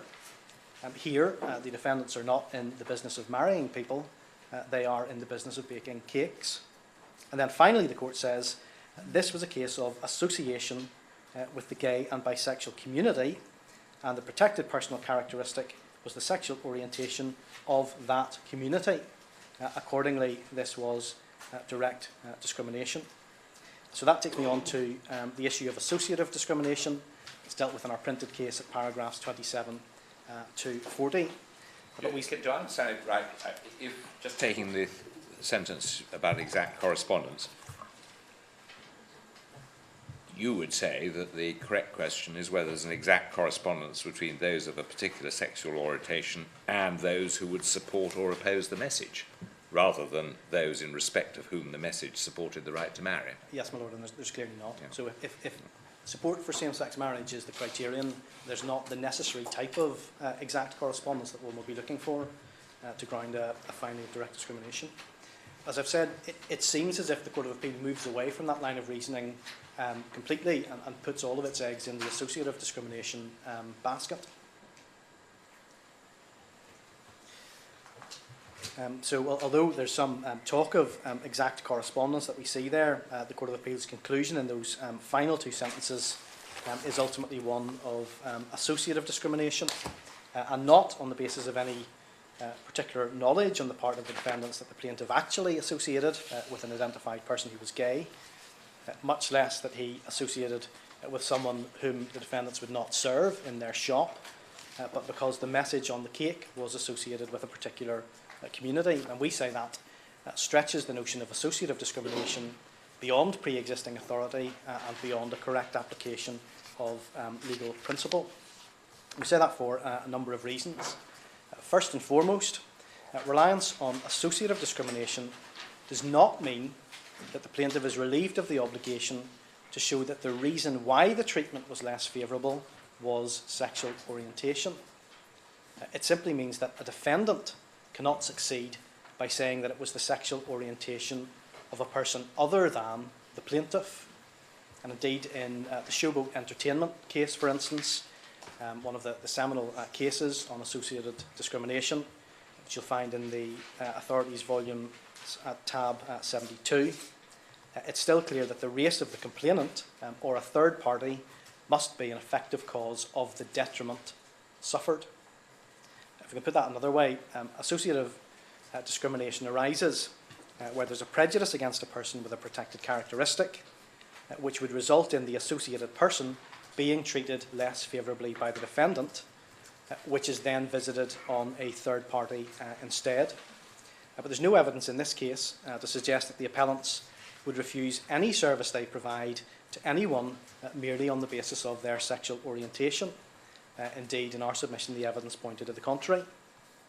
So in each of the authorities on associative discrimination, the Showboat line of authorities, the Coleridge Law line of authorities, there is a discriminatory practice on prohibited grounds in the actual service which the discriminator provided, or in the employment context in the Coleman case. But the discriminatory practice was on the basis of the protected characteristic of someone other than the claimant. In our submission, none of those cases is analogous to this case, where the discrimination apparently practiced by the appellants is their approach to gay marriage, a service they don't offer, for what it's worth, an institution presently not recognised in law in Northern Ireland, a matter over which the Assembly, not the appellants, has control, a matter which it's perfectly lawful to oppose, and a matter on which there are deep differences in the gay community itself. So to say that the appellants discriminated in their provision of goods, facilities and services on the grounds of sexual orientation by reason of someone associated with the plaintiff, or perhaps more accurately on the Court of Appeal's reasoning, someone associated with the cake, in those circumstances is to push these authorities beyond all bounds. Second, we say that there should be a specific, identifiable, even if unknown, other person who possesses the protected characteristic, to allow the association to be with a community or to someone without any close relationship of proximity to the plaintiff is too vague and open-ended and hopelessly uncertain in our submission. Third, the Court of Appeal's judgment extends the protection of discrimination law beyond the right to possess a protected characteristic into a right to campaign in relation to protected characteristics. That type of extension of the law, we say, is a matter for Parliament and not the courts. And then fourth, the Court of Appeal's reasoning is simply another way of saying that the defendant's reasoning included considerations relating to sexual orientation. But that is insufficient to establish that the less favourable treatment was on grounds of sexual orientation. Now, the limits of how far the phrase on grounds of may be stretched are evident in the case of English versus Thomas Sanderson Blinds.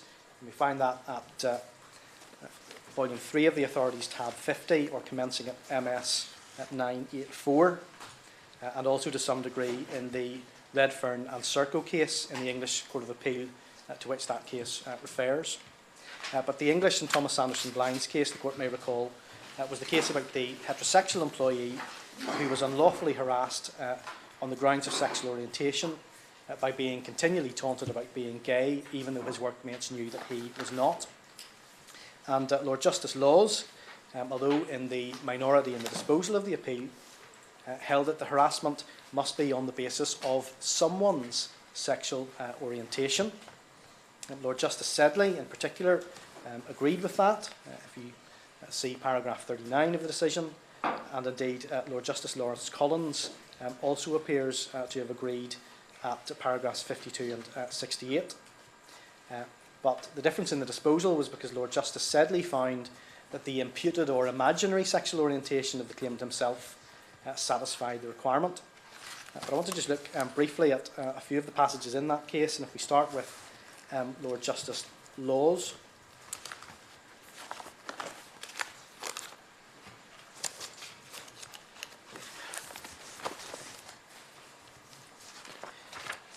And in particular, paragraph 19, you'll find that at MS 991. He's referring back here to the Redfern and Serco case. That was another case with slightly unusual facts. That was the BNP member who was dismissed from employment on the basis of his political views and who then brought a claim for race discrimination. It was held there that merely because the decision included racial considerations, it did not mean that it was a decision taken on racial grounds. Lord Justice Laws is citing Lord Justice Mummery at the bottom of page MS 991, and we see paragraph 45. Mr Barr's proposition turns the ratio of showboat and the policy of the race relations legislation upside down. It would mean that any less favourable treatment brought about because of concern about the racist views or conduct of a person in a multi-ethnic workplace would constitute race discrimination. In paragraph 46, over the page, just in the middle of that paragraph, you'll see there, 4 lines down, racial considerations were relevant to Serco's decision to dismiss Mr Redfern, but that does not mean that it is right to characterise Serco's decision of Mr Redfern as being on racial grounds. It's a non sequitur to argue that he was dismissed on racial grounds because the circumstances leading up to his dismissal included a relevant racial consideration. And if we go to the bottom of page 992, paragraph 21, Lord Justice Law's comments on Redfern, he says, 3 lines down, if anything, this case assists the employer. It shows the kind of difficulty that can arise if one seeks to extend the showboat line of reasoning further than the statutory policy strictly requires. We say that's this case. I do not think it should be extended so far as to carry the day for Mr Reynolds' argument, which proceeds, as I have said, on the basis that harassment on grounds of sexual orientation may occur even though no person's actual perceived or assumed sexual orientation has anything whatever to do with the case. In my judgment, harassment is perpetrated on grounds of sexual orientation only where some person or person's actual perceived or assumed sexual orientation gives rise to it. That is a substantial cause of it. Mr Reynolds' case confuses the reason for the conduct complained of with the nature of that conduct. On the facts, the reason for the harassment has nothing to do with anyone's actual perceived or assumed sexual orientation. And then I'm not going to take your lordships and your ladyships through all of this by reasons of time, but maybe if you look at paragraph 24, Justice Laws says that he certainly accepts that the phrase on grounds of sexual orientation in Regulation 5.1 imports a relation of cause and effect between a person's sexual orientation and the conduct complained of. We say that's not present here. He then talks about the dangers of expanding the notion of on grounds of too much. Paragraph 28, he's concerned that the argument in that case would amount not to a Pandora's box, but to a Pandora's attic of unpredictable prohibitions. And then can I ask the Court again to turn to paragraph 30. Clearly then, domestic and European law alike vouchsafe that harassment or discrimination on grounds of sexual orientation or race or disability is not limited to situations where the victim is mistreated because of his or her own condition, though no doubt that is the paradigm case. But the extended instances, the Showboat case here, the Coleman case in Luxembourg, are all concerned with someone's actual perceived or assumed condition. They are all examples of harassment or discrimination on grounds of someone's sexual orientation, race or disability. That condition was in each case an operative cause of the mistreatment in question. I think that perhaps chimes with the point being put to me earlier by my lady, Lady Hale. And then again, just for the Court's note, I would ask you to look in due course at Lord Justice Sedley at paragraph 38, and then particularly at paragraph 39. Just in the middle of that paragraph, he says what is required is that the claimant's or someone else's sexual orientation, whether real or supposed, should have been the basis of the harassment directed at him or her.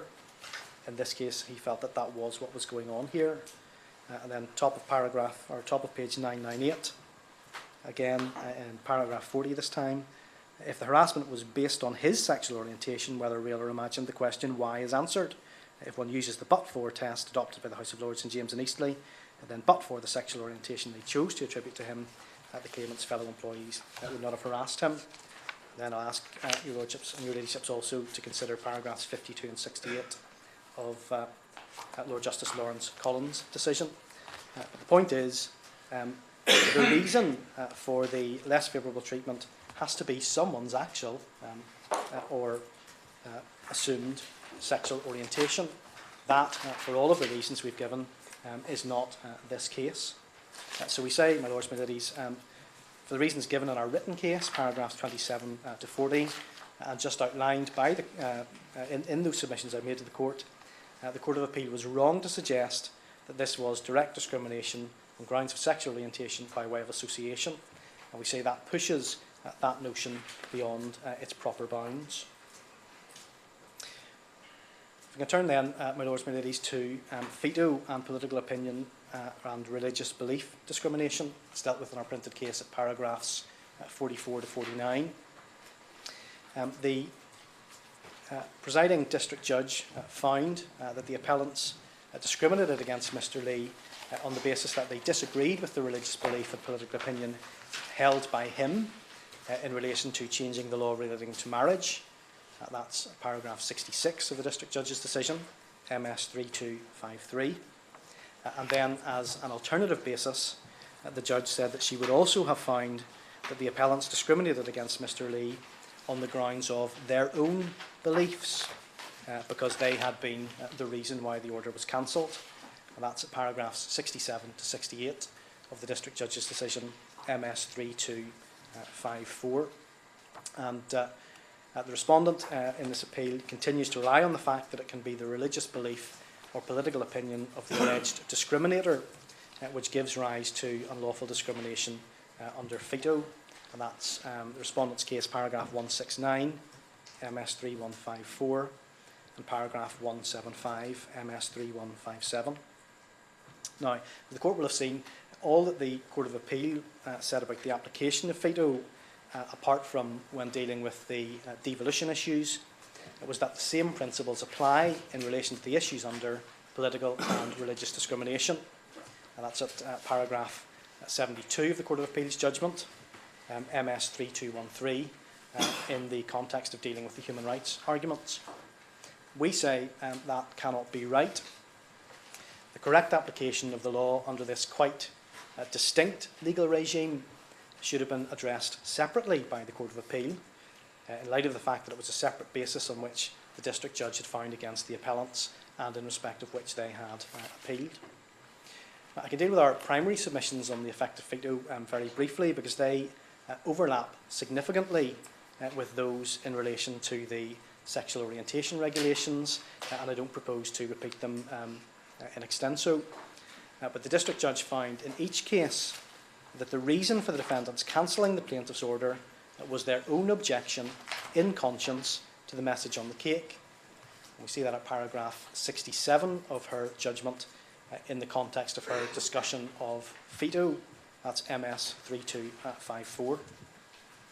So in this context also, whoever had ordered the cake, whatever their political view happened to be, they would have received the same response. Everyone would be treated the same. And that is why, again, the judge had to use an improper comparator, this time at paragraph 65 of her judgment, with the message on the cake changed. And on this occasion, we say that that is a breach of Article 3, subpara 3 of veto, which again requires that the relevant circumstances remain the same or not materially different for the relevant comparison exercise. The problem was, again, the message on the cake and not the religious belief or political opinion of the plaintiff, even assuming the appellants were taken to be aware of it, nor with anyone whom he associated. And again, there's no evidence or suggestion that the defendants would not generally serve someone with the belief that same-sex marriage should be introduced in Northern Ireland. We do accept, indeed it's our case, that the defendants' own religious belief gave rise to their decision. However, we submit that to hold that that alone is sufficient for unlawful direct discrimination to arise under veto is, in our submission, a new departure for discrimination law and not the proper construction of the text of veto. And we develop that case at paragraphs 44 to 49 of our printed case, MS 3036 to 3038. Now, if we're wrong on that, undoubtedly we say the court is driven straight into Article 9 territory and indeed into direct discrimination for the purpose of the devolution issues, because the defendants are being penalised simply for allowing their religious beliefs to influence decision making in the course of their profession. But we submitted below that there are at least 3 reasons why that's not the correct approach to the interpretation of veto, to say that the appellants acting on their own beliefs can satisfy the on grounds of religious belief test. Those 3 reasons are that's not how the issue is approached in contemporary discrimination law generally. Secondly, that's not the ordinary and natural meaning of the text of veto. And thirdly, that approach is inconsistent with the case law, which suggests that generally the defendant's motivation is irrelevant. So if we can deal with each of those arguments briefly. In relation to the first of those, we've drawn attention to Section 45 of the Equality Act 2006. That expressly excluded discrimination on the grounds of the discriminator's own beliefs. And we see that from Section 45, which is in the authorities at tab 4, MS 77, and explained in the explanatory notes at MS 53. Sorry, what was the MS reference to, Section 45? That's Authorities 1, tab 4, MS 77. Thank you. Now we recognise, of course, that that provision, which expressly says it can't be the discriminator's own religious beliefs, has now been superseded by the 2010 Act. We say the position is the same in the 2010 Act because religion and belief are defined as being protected characteristics. That is to say, they are what gives rise to the protection, not what gives rise to the discrimination. We see that from Section 4 of the 2010 Act, and that's at MS 19. So if veto applies in the 19, my lord. 19. So if veto applies in a different way, it's out of step with other UK provisions prohibiting discrimination on the grounds of religious belief and political opinion. Now, of course, it might be the case that that is so, but if we look at the second argument, we also say that the district judge's approach does violence to the text of veto, and we set out the reasons why we say that in paragraph 46 of our printed case, and that's at MS 3037. And again, that's something that the court can, I hope, look at in its own time, but perhaps we'll just take them very briefly. So MS 3037, you'll see we make 5 points in numbered subparas. Article 32A of veto requires a comparison between the person receiving the treatment and other persons who do or would receive treatment. And if it's purely a question of the perpetrator's own belief or opinion, which is operative, then that comparison is either impossible or nugatory, because everyone would receive the same treatment. It's also inconsistent, we say, with Article 32B Roman 2.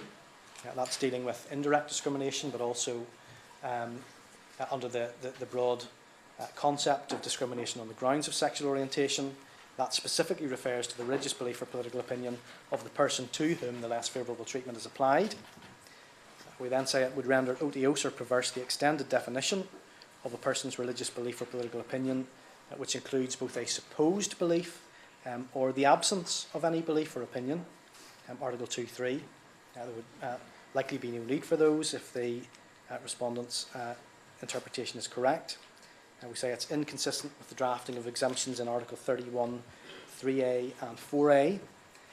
And those exemptions show that what is relevant in our submission is the belief or opinion of the person receiving the treatment.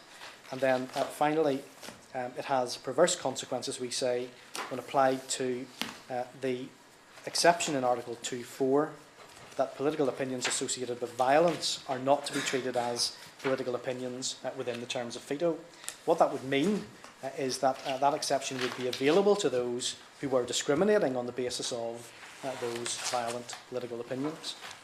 So for those slightly dry and technical reasons, we also say that that approach is inconsistent with the wording of the text. And finally, in relation to the third argument on this point, we say it's settled in discrimination law that the defendant's motivation is generally irrelevant.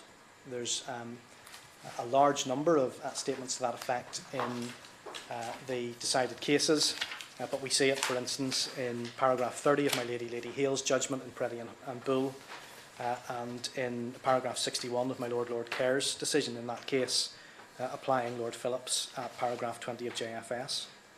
Well, now, that of course is correct, but that's relating to the other legislation. Well, it is, yes, which is why the textual arguments are Your textual arguments are extremely important. They are, my lady, yes. dull though they may be. Well, very often that's the case. I hope the submissions are going to get a bit more exciting from here. Now, I should say before I move on from this point, we accept that there are a number of Northern Ireland authorities which contain statements suggesting that the discriminator's own religious beliefs can provide the ground of discrimination.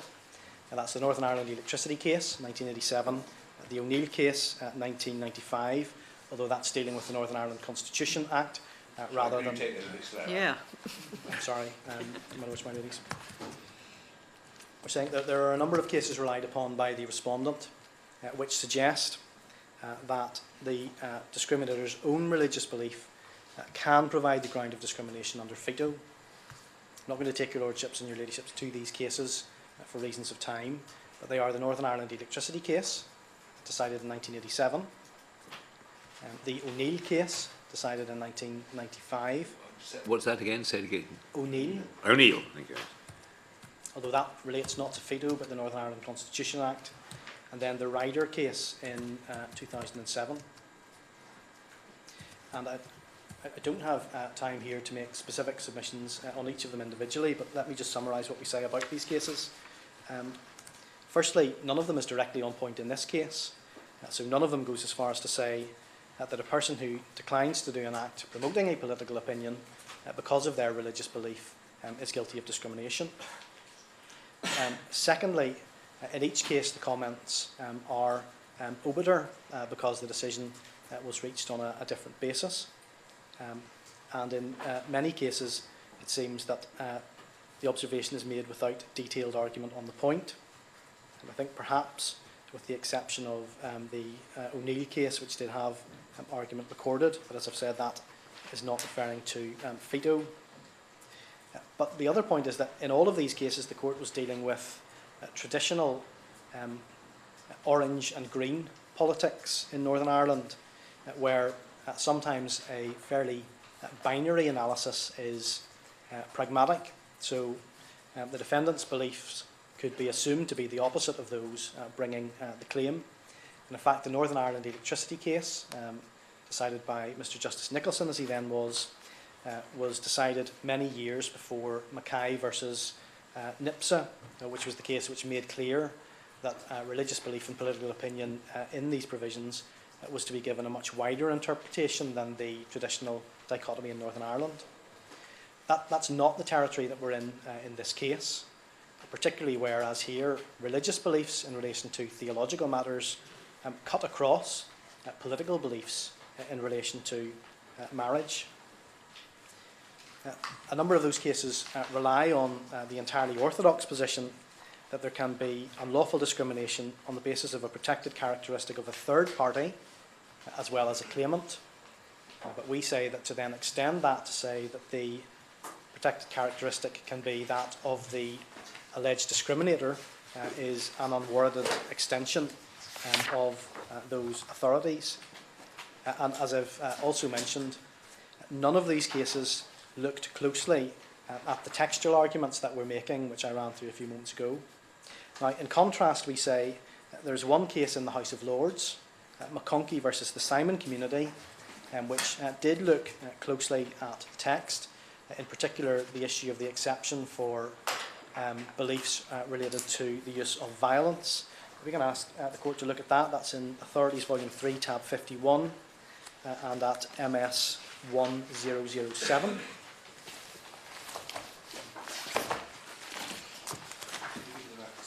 It's MS 1007, and it's Lord Roger in McConkey versus the Simon community. I just want to take the court very briefly to paragraph 8. And this is a decision all about the exclusion from political opinions of opinions which involve the approval or acceptance of the use of violence for political ends. But paragraph 8, top of MS 1007, says the first thing to notice is that the order is concerned with discrimination against someone on the basis of the religious belief or political opinion which he holds. Now that could be he or a third party, but we say not the alleged discriminator themselves. I then wanted just to take you to a separate and discrete point, which also arises from that paragraph when we happen to have it open, because Lord Roger also says that FETO is not concerned with discrimination on the grounds of an action, on the ground of actions that the person may take in support of that religious belief or political opinion. And we say that that precisely covers this case. The appellants have been held liable for, if anything, discrimination on the grounds of an action that Mr. Lee was hoping to take in support of his belief. That is to say, the use of the cake to express support for the political message. It's perhaps just another way of focusing in on the correct question, which is whether the reason for the discrimination is in fact the holding of that political belief. We say no. So for all of those reasons, we say that the Court of Appeal was wrong not to overturn the District Judge's conclusions on the 1998 order. We also say that if, contrary to those submissions, the appellants are liable for direct discrimination under FETO, one cannot simply assume that the Article 9.2 and 10.2 balancing exercise under the Convention will be carried out and resolved in precisely the same way in which it will when meeting a prima facie case of discrimination on the grounds of sexual orientation, because generally the authorities suggest that more weighty justification is required in sexual orientation cases. So that brings me on, my ladies and my lords, to the Convention. I want to look at Article 9 firstly. And Article 9, as the Court knows, guarantees freedom of thought, conscience and religion. And you'll find the text, it's helpful to remind yourselves of the text, in the authorities, Volume 1, Tab 1, or at MS 13.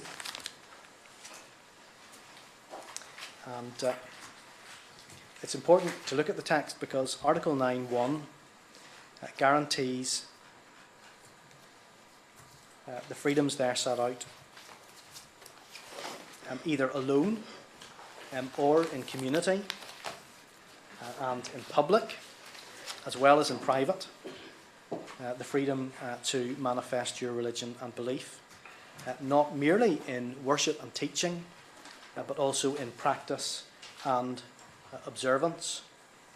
So, my lords, my ladies, manifestation of religious belief is not something that Christians or others are limited to doing together or in an organisation. It's not something they're limited to doing in private. It's not something they're limited to doing merely in what we would normally associate with religious worship.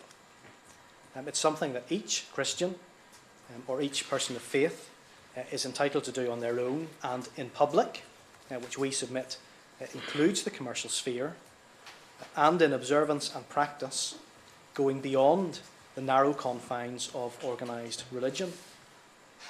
The notion that Christians may exercise their faith on Sundays but must forget it when they step into work on Monday is not real freedom of religion, and it's certainly not freedom of conscience. Now, the District Judge in this case accepted that Article 9 was engaged, and she proceeded on the basis that this was a manifestation of religion case. That's at paragraph 72 of her judgment.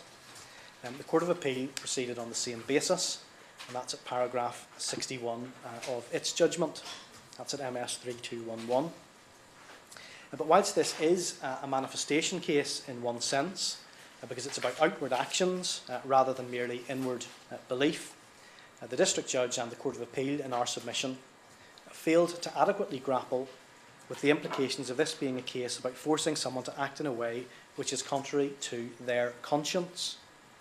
And that adds a significant further dimension over and above the cases where, for example, the manifestation of religion is, for instance, by the wearing of a cross or something of that nature.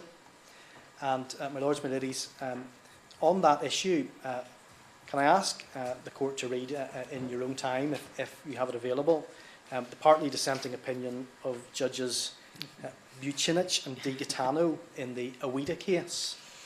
They're dealing with Miss Liddell's case, and you'll find that at MS 1748 to 1751, but it contains a powerful exposition of the importance of freedom of conscience and what that adds to a case simply based on the manifestation of religious beliefs. Now, the defendant's evidence was that to produce the cake through their company would be for them to act in a way which was sinful. It would be to betray their faith. And again, I won't take the court to this for reasons of time. You'll see that in particular in Mrs. Karen MacArthur's witness statement at paragraphs 6, 8 and 17 to 18. And that's to be found in MS 3829 to 3831. And we say that the violence to be done to a believer's conscience has to be properly appreciated before it can be weighed against any legitimate aim being pursued by the state in the required proportionality exercise. And an authority dealt with by a number of members of this court, sitting as the Privy Council, which does properly grapple with that issue, is the Bahamas Defence Force case. And we have that in the authorities at tab 29 at MS 273 and following. And the court may recall that that was the case about offing caps for the conduct of Christian prayers at coloured parades, and the leading judgment was given by my Lord Lord Mance, although my Lord Kerr.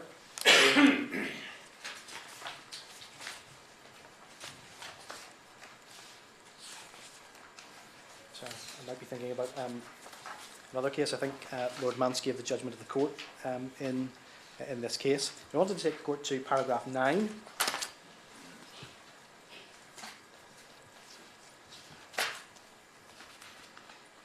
And there the various points raised by the defendants were set out, and then they're dealt with individually as we go through the rest of the decision. Paragraph 11. As to the defendants, point 1, paragraph 9 above, Article 9 of the European Convention and similar provisions of the Canadian Charter both contain outright conferrals or guarantees of freedom of conscience. And then there's reference to the equivalent provision of the Bahamian Constitution. My Lord says the conferral or guarantee of freedom of conscience or religion constitutes a promise that such freedom will be protected and not interfered with by the state. And then there's reference to the Denbigh High School case, back to Article 22, but just towards the bottom of that paragraph we see such positive duties as the state may have to confer or guarantee freedom of conscience are more visible in Article 9 of the Convention, which of course is the provision that the court is dealing with in this appeal.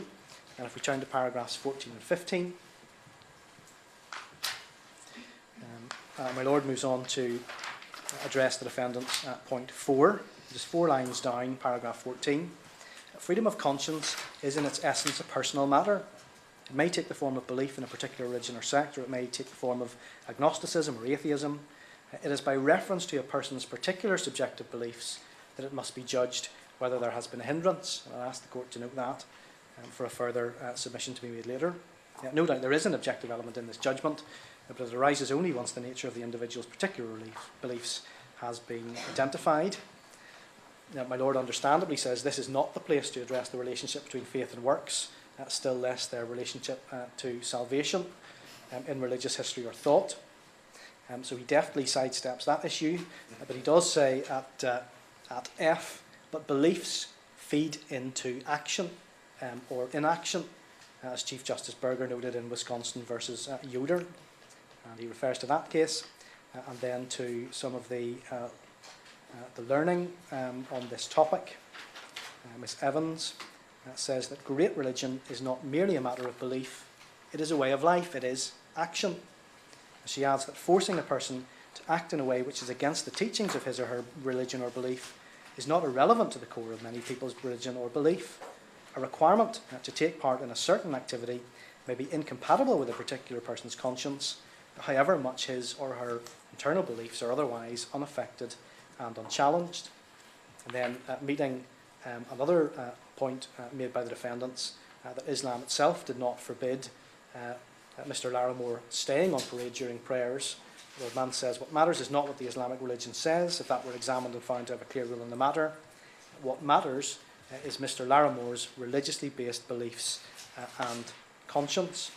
And then if we turn across to paragraph 22, page MS 283, after discussing the Awida case at paragraph 21, finding is made, paragraph 22, that the board has no doubt that Mr. Laramore's freedom of conscience was engaged.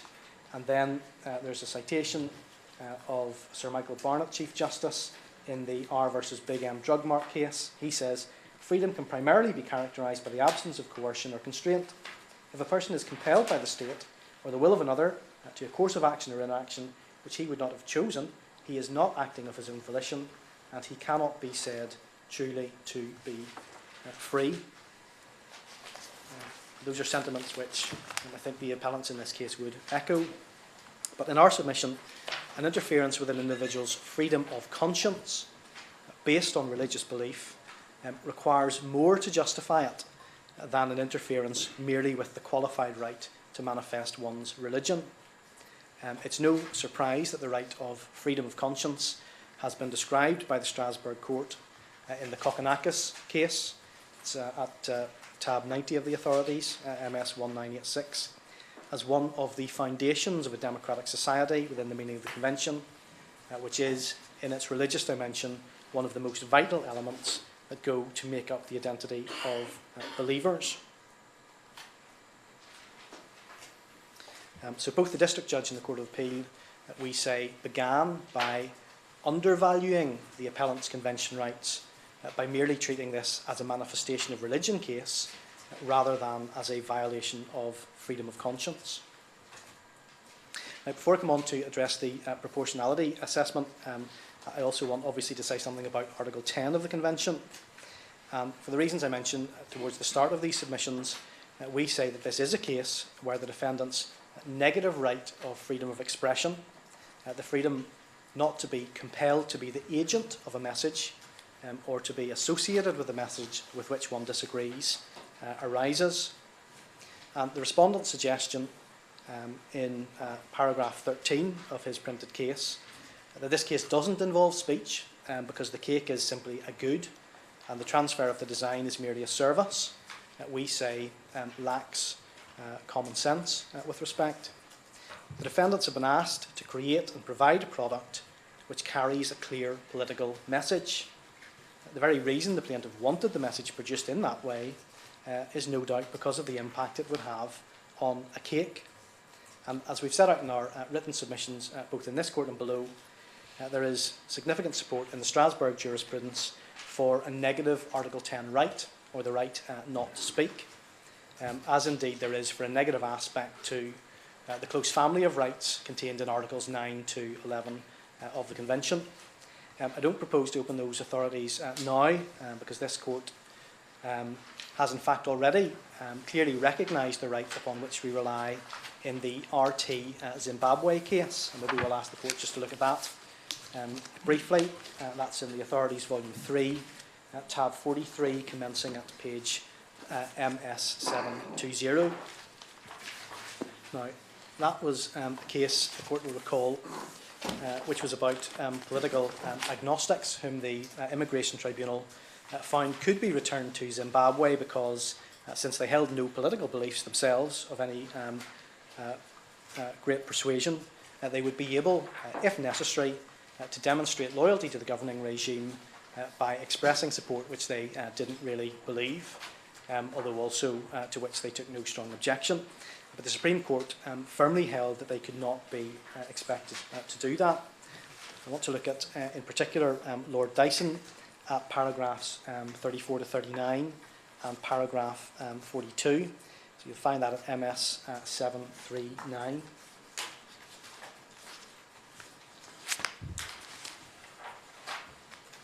Paragraph 34.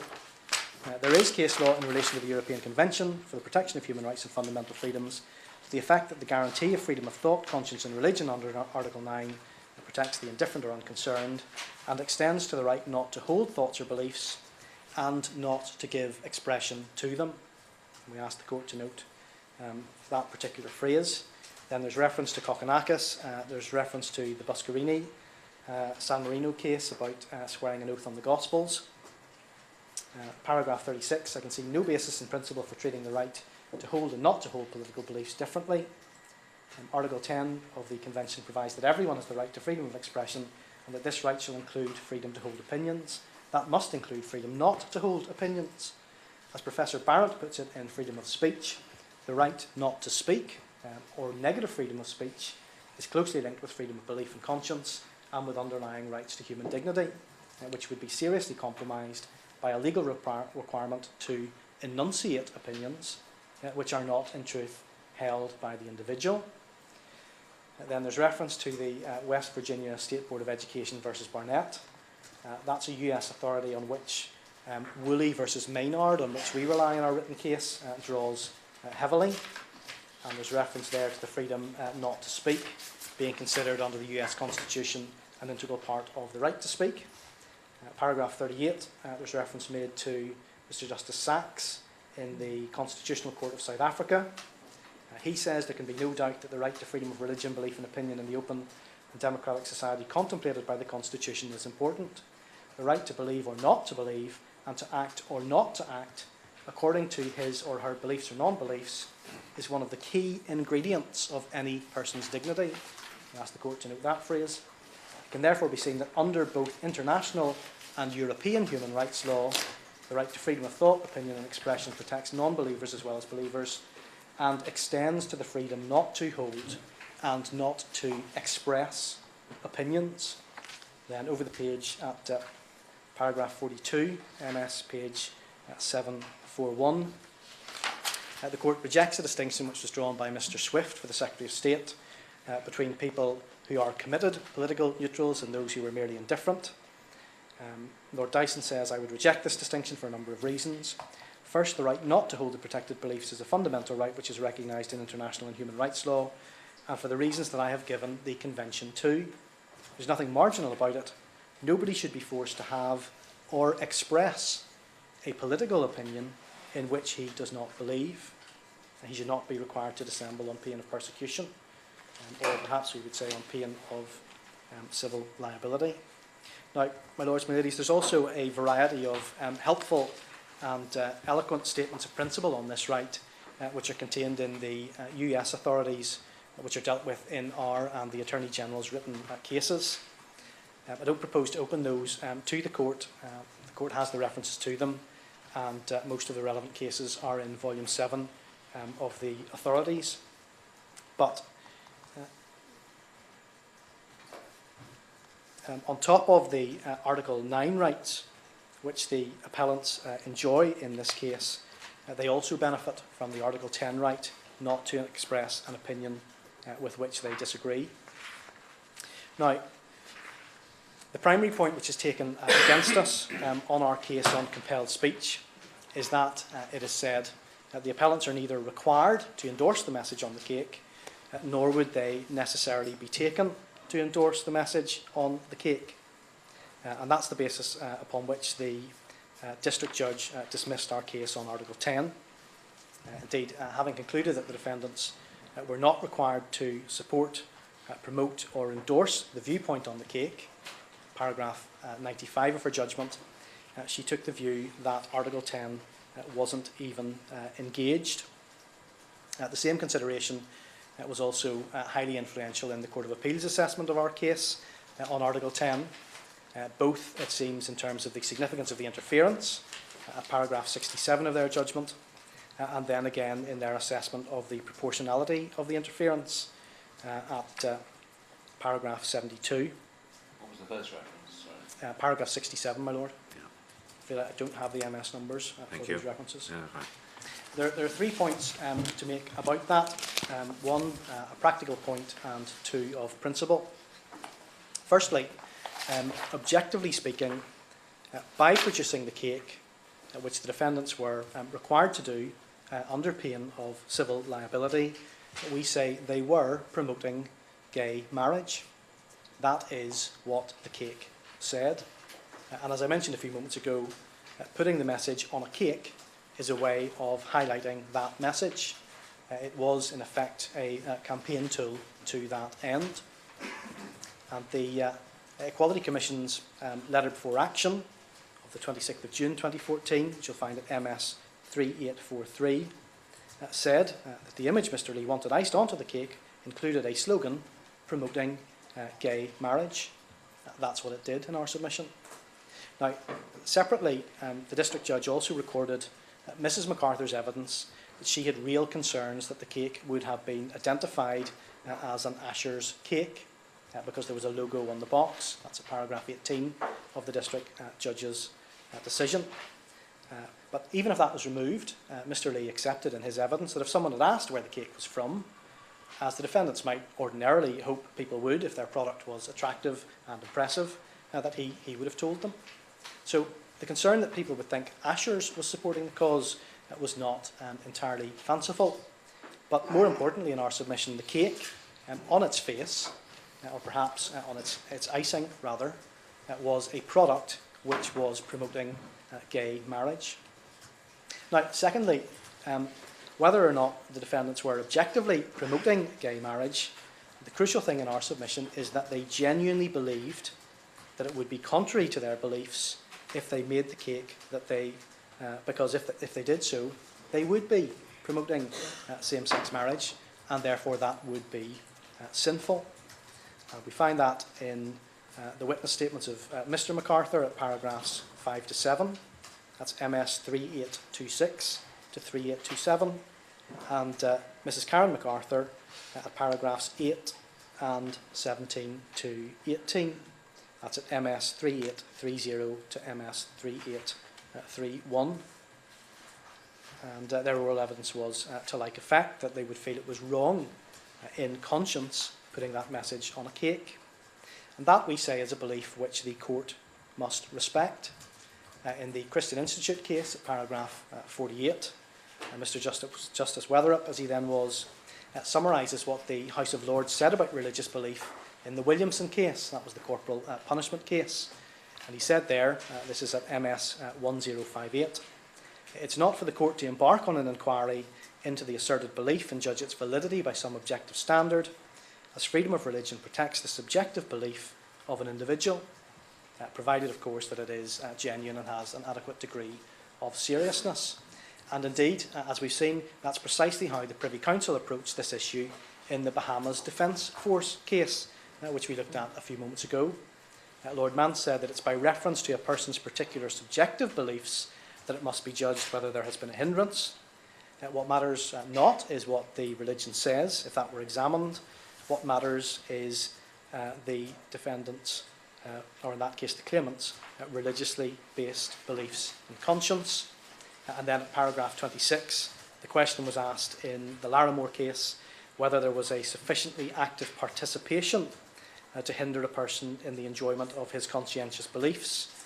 In that case, it was simply being present on the parade ground.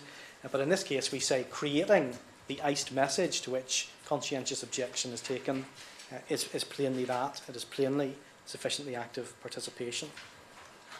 The third point that I make about this, my lords, my ladies, is that if this objection was a good one, it would have disposed of the argument in, I think, all of the compelled speech cases that we've relied upon in our written case.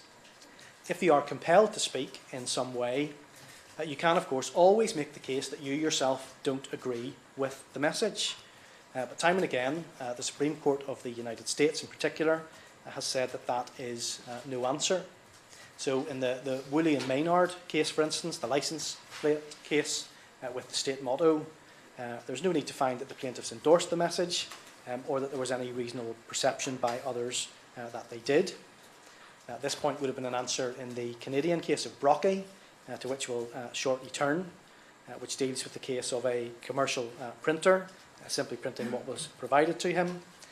But the answer in each case is that the mere passing on of the message or association with it is sufficient to give rise to conscientious objection worthy of protection. Can you just give the references you said where you cite all these cases? I don't have that reference. Or give us a reference to the case. I'm afraid I have neither in this particular note, my Lord, but we'll come back to the court on that. What's the name of the US case? Woolley versus Maynard, is that, my Lord? Authority is 110. It's 70 in your case, paragraph 70. I'm grateful, my Lord. And Brocky is paragraph 74, authority is 113.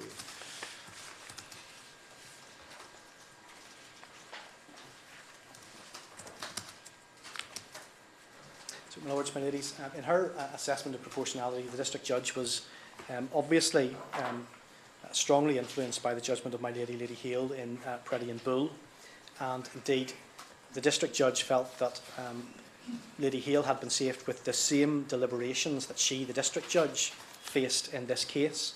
We see that in paragraph 86 of her decision. I'm moving on now to the proportionality assessment. And we say that there are 3 errors in that assessment. 2 errors. First, if we're right that this is not actually a case of direct discrimination on grounds of sexual orientation, then the balancing exercise in this case is not the same deliberation at all as was undertaken by the Supreme Court in Preddy and Hall. That case wasn't concerned with the clash between Article 9 rights and political opinion discrimination. But secondly, even if this is a case of sexual orientation discrimination, contrary to our earlier submissions, the facts in this case, we say, are very different from those in Preddy and provide a much firmer basis for a defence based on convention rights. Firstly, Article 10 is involved in this case, which wasn't present in Preddy, since this is a compelled speech case. Preddy was not.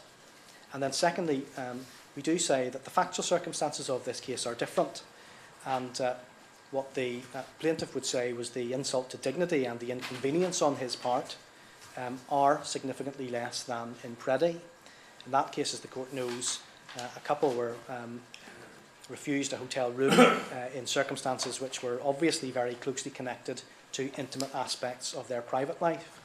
This case, we say, is very different on the facts, which just involves a commercial transaction. Now, our assessment of the structured proportionality inquiry, which is required by the Bank Mellet Authority, is set out in paragraphs 91 to 102 of our written case. The court finds that at MS 3051 to 3054. I don't propose to go through that in detail for present purposes, but to focus simply in our submissions on the issue of fair balance. And we say that the obvious dividing line in cases such as this, where the fair balance is struck, or perhaps where the reasonable accommodation lies, if that is considered a helpful tool of analysis, is where it has been drawn in the Canadian case of Brocky, to which I referred, and indeed in a number of the US authorities.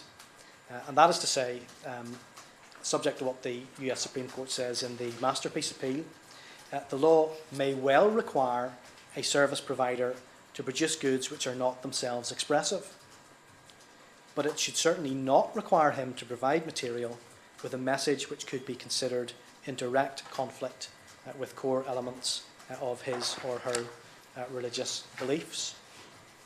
Now, in the former instance, looking at the facts of the Brocky case, Are we going to look at it? we are, my lady, and we'll find that at tab 113. It's in Authorities Volume 7, and it's at MS 2521.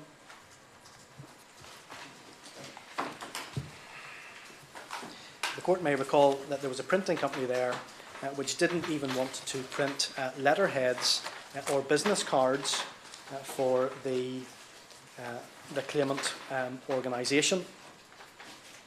And that was considered to be impermissible discrimination on the grounds of sexual orientation.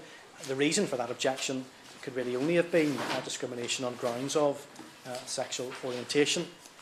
But in the latter case, where what was to be printed was material with a message which was in conflict with the defendant's religious beliefs, that was considered to engage the defendant's freedom of conscience, and therefore it should not be overridden. Now, I'll take the case, the facts of the case as read, unless the court wants me to look at them in detail, but I wanted to take the court to Well, could you just repeat the distinction that you've just drawn between what they did have to print and what they didn't have to print? I think we can find that in the head note at page 2522. The appeal was allowed. Letterheads and business cards had to be produced, but Yes, the message didn't. quite so. So the appeal was allowed in part. The order of the court below was amended, and Brocky was ordered to provide the printing services except where the material could be considered in direct conflict with the core elements of his religious belief. Well, that's what I'm trying to get at. What was it that they couldn't be obliged to do? Well, I think we'll find that later on in the judgment, my lady. Perhaps if we look at paragraphs 48 to 49.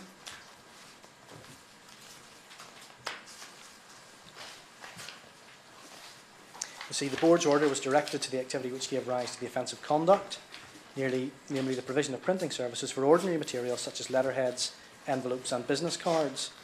In this regard, the board's order was correct. However, the order would also extend to other materials such as brochures or posters with editorial content espousing causes or activities clearly repugnant to the fundamental religious tenets of the printer. The Code prohibits discrimination arising from denial of services because of certain characteristics of the person requesting the services, thereby encouraging equality of treatment in the marketplace. It encourages nothing more. Now, the court then accepts that in the commercial sphere, Mr. Brocky's rights were at the periphery of activities protected by freedom of religion. That's paragraph 51 and 54. But nonetheless, it found that his rights had been breached by the order in this case. And we see that at paragraphs 56 to 58. The objectives under the anti-discrimination provisions must be balanced against Mr. Brocky's right to freedom of religion and conscience. A few hypothetical situations may serve to illustrate the tensions between competing rights. If any particular printing project ordered by Mr. Brocky, or any gay or lesbian person or organisation or entity comprising gay or lesbian persons, contain material that conveyed a message proselytising and promoting the gay and lesbian lifestyle, or, and this is in the alternative, ridiculed his religious beliefs, such material might reasonably be held to be in direct conflict with the core elements of Mr. Brocky's religious beliefs. On the other hand, if the particular printing object contained a directory of goods and services that might be of interest to the gay and lesbian community, that material might reasonably be held not to be in direct conflict with the core elements of Mr. Brocky's religious beliefs. These examples are but illustrations of the balancing process that is indicated in this case. There can be no appropriate balance if the protection of one right means the total disregard of another. We rely on that. And paragraph 57 in the result, we're of the opinion that the impact of the board's order could be so broad as to extend beyond what is reasonably necessary to assure the rights of Mr. Brillinger and his organisation to freedom from discrimination, but may require Mr. Brocky to provide services which could strike at the core elements of his religious belief and conscience. So the order was therefore amended, and it would not cover material of a nature which could reasonably be considered to be in direct conflict with the core elements of his religious beliefs or creed. And we say that for all of the reasons given previously, and indeed consistently with the findings of the district judge, that test in this case would result in the appellants not being required to produce the cake. We say that represents a sensible and proportionate balancing of the rights in issue. Could you just point us to where in the judgment, we needn't look at it now, the rights in question were? Because we're talking about the Ontario Code of Human Rights, aren't we? And also the Canadian Charter. Yes, and I think we saw in the Larimore case that the Privy Council certainly considered the Charter and the Convention. Yeah, but this is not a Charter case. This is an Ontario Code case. The Charter does come into it, though. Your lady is entirely correct. Paragraph 21 starts with a code. Yes. Yes, paragraphs 21 and 22. Paragraph 11 also, I'm told by Ms. Crowther, helpfully.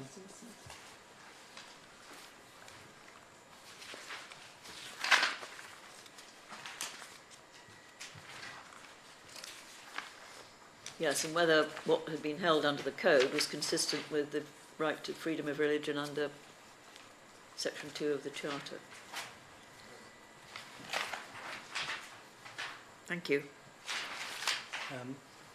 My Lords, my Ladies, we also say that it's no coincidence or surprise, in light of the submissions that we've made, that when a general challenge was made to the sexual orientation regulations in Northern Ireland in 2007, in the Christian Institute case, Mr Justice Weatherup, as he then was, although declining to rule on issues which weren't before the court in concrete factual instances, plainly anticipated that the Brockie approach would be adopted in this jurisdiction if and when a case such as the present arose.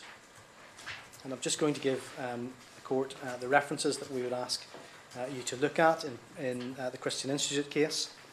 It's at the Authorities tab 53, and it commences at MS 1037. But if the court would look at paragraphs 64 and 65 and 69, that's where Mr Justice Weatherup says he's not going to rule on particular circumstances without a concrete case before the court. Paragraphs 85 and 86, he considers the Brockie case that we've just been looking at. Could you give me the MS number for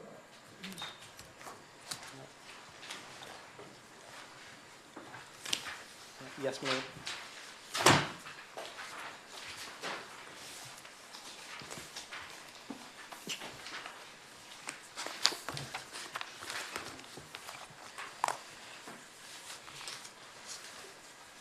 Paragraphs 85 and 86 are at MS 1069. Thank you very much. And then in particular at paragraphs 88 and 89, MS 1071 to 1070 to 1071.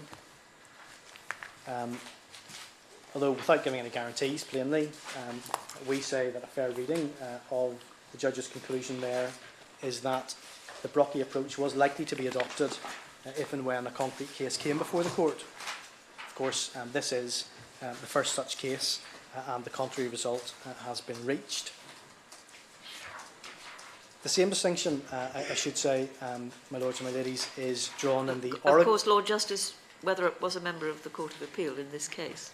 Well, he was, my Lord, yeah, or my Lady, yes. In fairness, one should point that out. Well, yeah, yes, my Lady, so... rather disappointingly, there was no split decision, but sometimes that happens. The Oregon case on which my learned friend relies, my Lords, my Ladies, with the delightful name of Sweet Cakes by Melissa versus the Oregon Board of Labour and Industries, also draws the line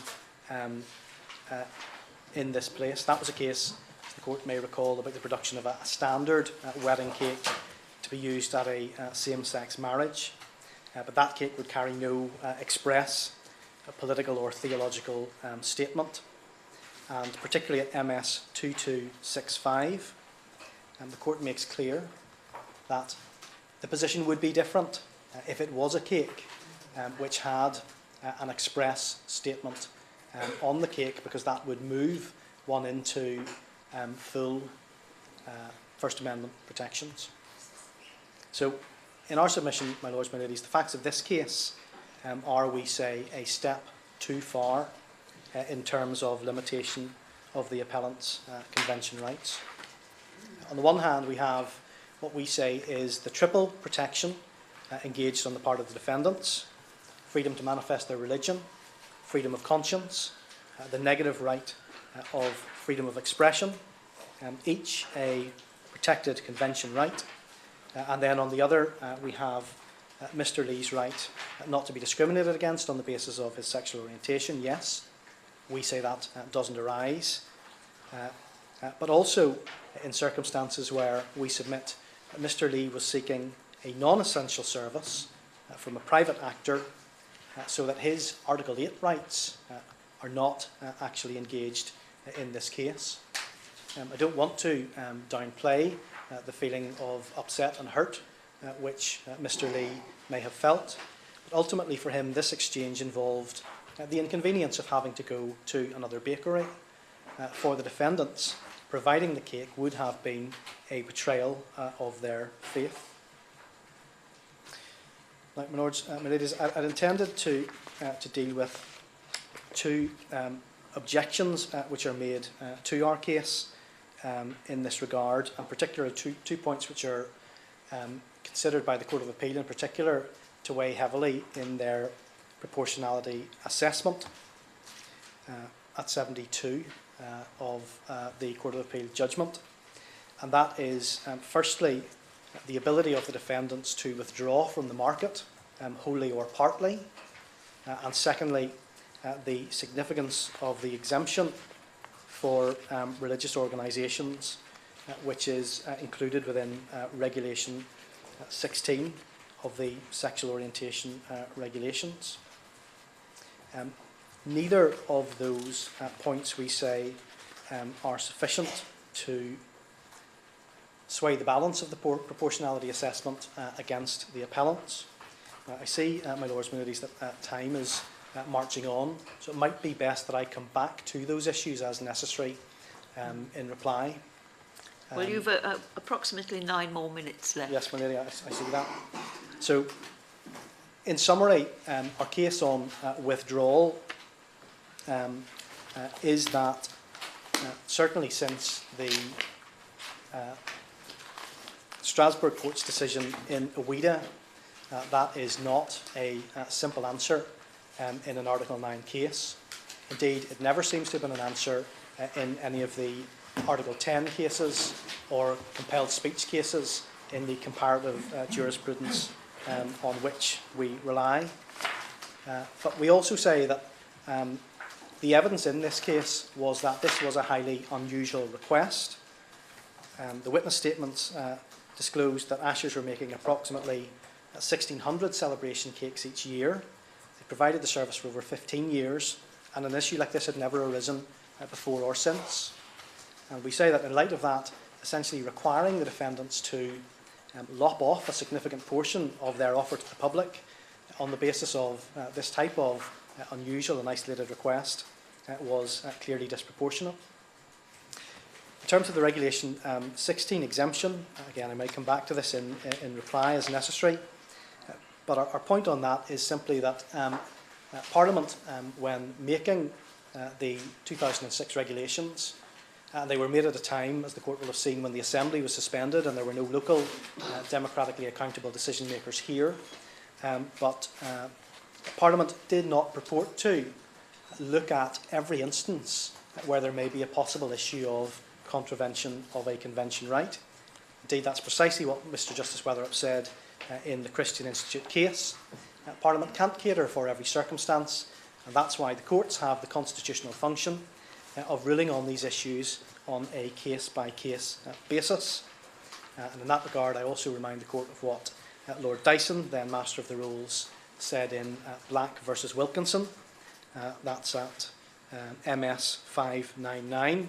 He was talking about justification in an indirect discrimination case, but he said that the court had to make its own careful assessment of the facts in each case. The court cannot simply say that the balance has been struck by Parliament against a person such as the defendant because she does not come within the exemption provided. We say, yes, we're not within Regulation 16 in this case. That is certainly not the end of the matter. The courts still have the constitutional responsibility to interpret and apply convention rights in this case. The other objection made on our convention challenge is that the first defendant, Ashers, is a company and that it therefore has no or only the most limited rights pursuant to Articles 9 and 10 of the Convention. That's set out in the Learned Friends case at paragraphs 185 to 189, MS 3159 and 3160. It relies principally on the case of X in Switzerland. That's a 1979 decision of the Commission, which simply states a bold conclusion. And then my learned friend also relies on the Costanis case. You find that at tab 88 of the authorities. Tab what 8? Tab 88. But that case found that the company there, it was a tax case, couldn't rely on Article 9 rights, but it didn't rule out that non-natural legal persons could rely on Article 9 rights. We find that at MS 1932. The Commission would therefore not exclude that the applicant association is in principle capable of possessing and exercising rights under Article 9, paragraph 1. So it's not saying in no circumstances. We do say that there is clear authority that a company can rely on Article 10 rights, and that's the Atronic case, and we've provided that in the additional bundle of authorities. But we also say that all of that really is, that legal debate is somewhat beside the point, because as the District Judge's ruling makes clear, the company, the first defendant, was liable only because of the unlawful acts of its directors, the second and third defendants. That's paragraphs 94 and 97 of the District Judge's judgment at MS 3267. And we say that if they, the second and third defendants, have a convention defence, there is no liability for which the company then becomes vicariously liable. Or put another way, if the second and third defendants have a valid defence on convention grounds, they could not possibly be deprived of that defence simply by virtue of the fact that they happen to be acting through a limited company rather than, for instance, as a partnership or sole traders. We made that point to the County Court below, as you see from our skeleton argument at MS 3800. But in the it wouldn't be them who would be deprived of the defence, though, would it? It would be the company, on the basis that the company is a different legal person. You might treat a company as a entirely neutral creation, incapable of religious belief as such, and hold it liable even if the individuals were exempt, mightn't you? I think we have 2 points with this. Firstly, it's clear that the basis on which the finding was made in this case is second and third defendants liable, therefore company vicariously liable. There's no liability on the part of D2 and D3. We say the position of the company simply doesn't arise. Is that right? The primary question is whether they're liable. I mean, they purported to be acting on behalf of the company. I don't know whether, yes, so why doesn't one simply look at the company's position? Lord, in fact, we say that there is authority. We see this in the Brocky case itself. Now, yes. I know that's in Canada, but paragraphs 28 and 39.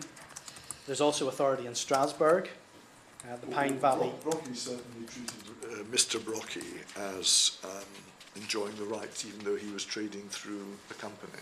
Quite so, my lord. But do you have ECHR authorities which are equivalent? We do, my lord. Again, they're in the additional authorities bundle. There's the Pine Valleys Development case. Say it again, sorry. Pine Valley Developments. That's at paragraph 42, MS 4296,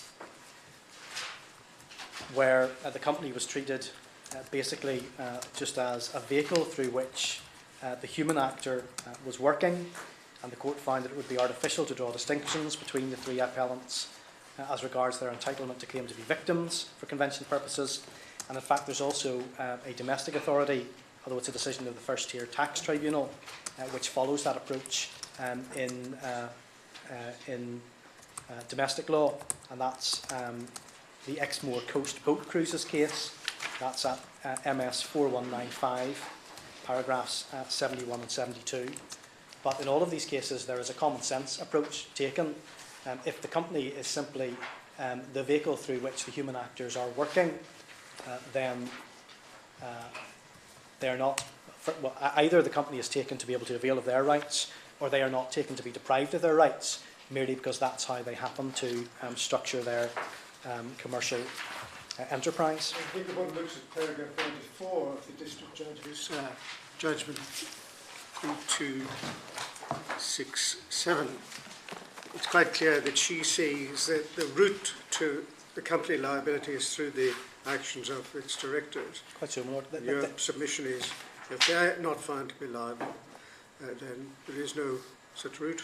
Quite so. They're the people who make the decision. They're the people on the basis of whose beliefs the decision is made. My lords, my ladies, I had some brief submissions to make on the Attorney General's questions, question 1 and 3. Have we, in the event that we're liable, been discriminated against directly, so that the provisions of those of both FETO and the SORs are void? And we say yes. Should the Court of Appeal, having received, this is the Attorney's question 4, having received the notice from the Attorney to refer questions 1 to 3 to this Court before the Court of Appeal had filed its final order, we say yes, it should have done. Had some brief submissions to make on that point also. But I think I can deal with all of that really by saying on both of those issues we support the Attorney's submissions and are subject to anything completely unexpected arising, content to adopt prospectively the submissions which he is likely to make on both of those issues. Well, we'll wait for that, shall we?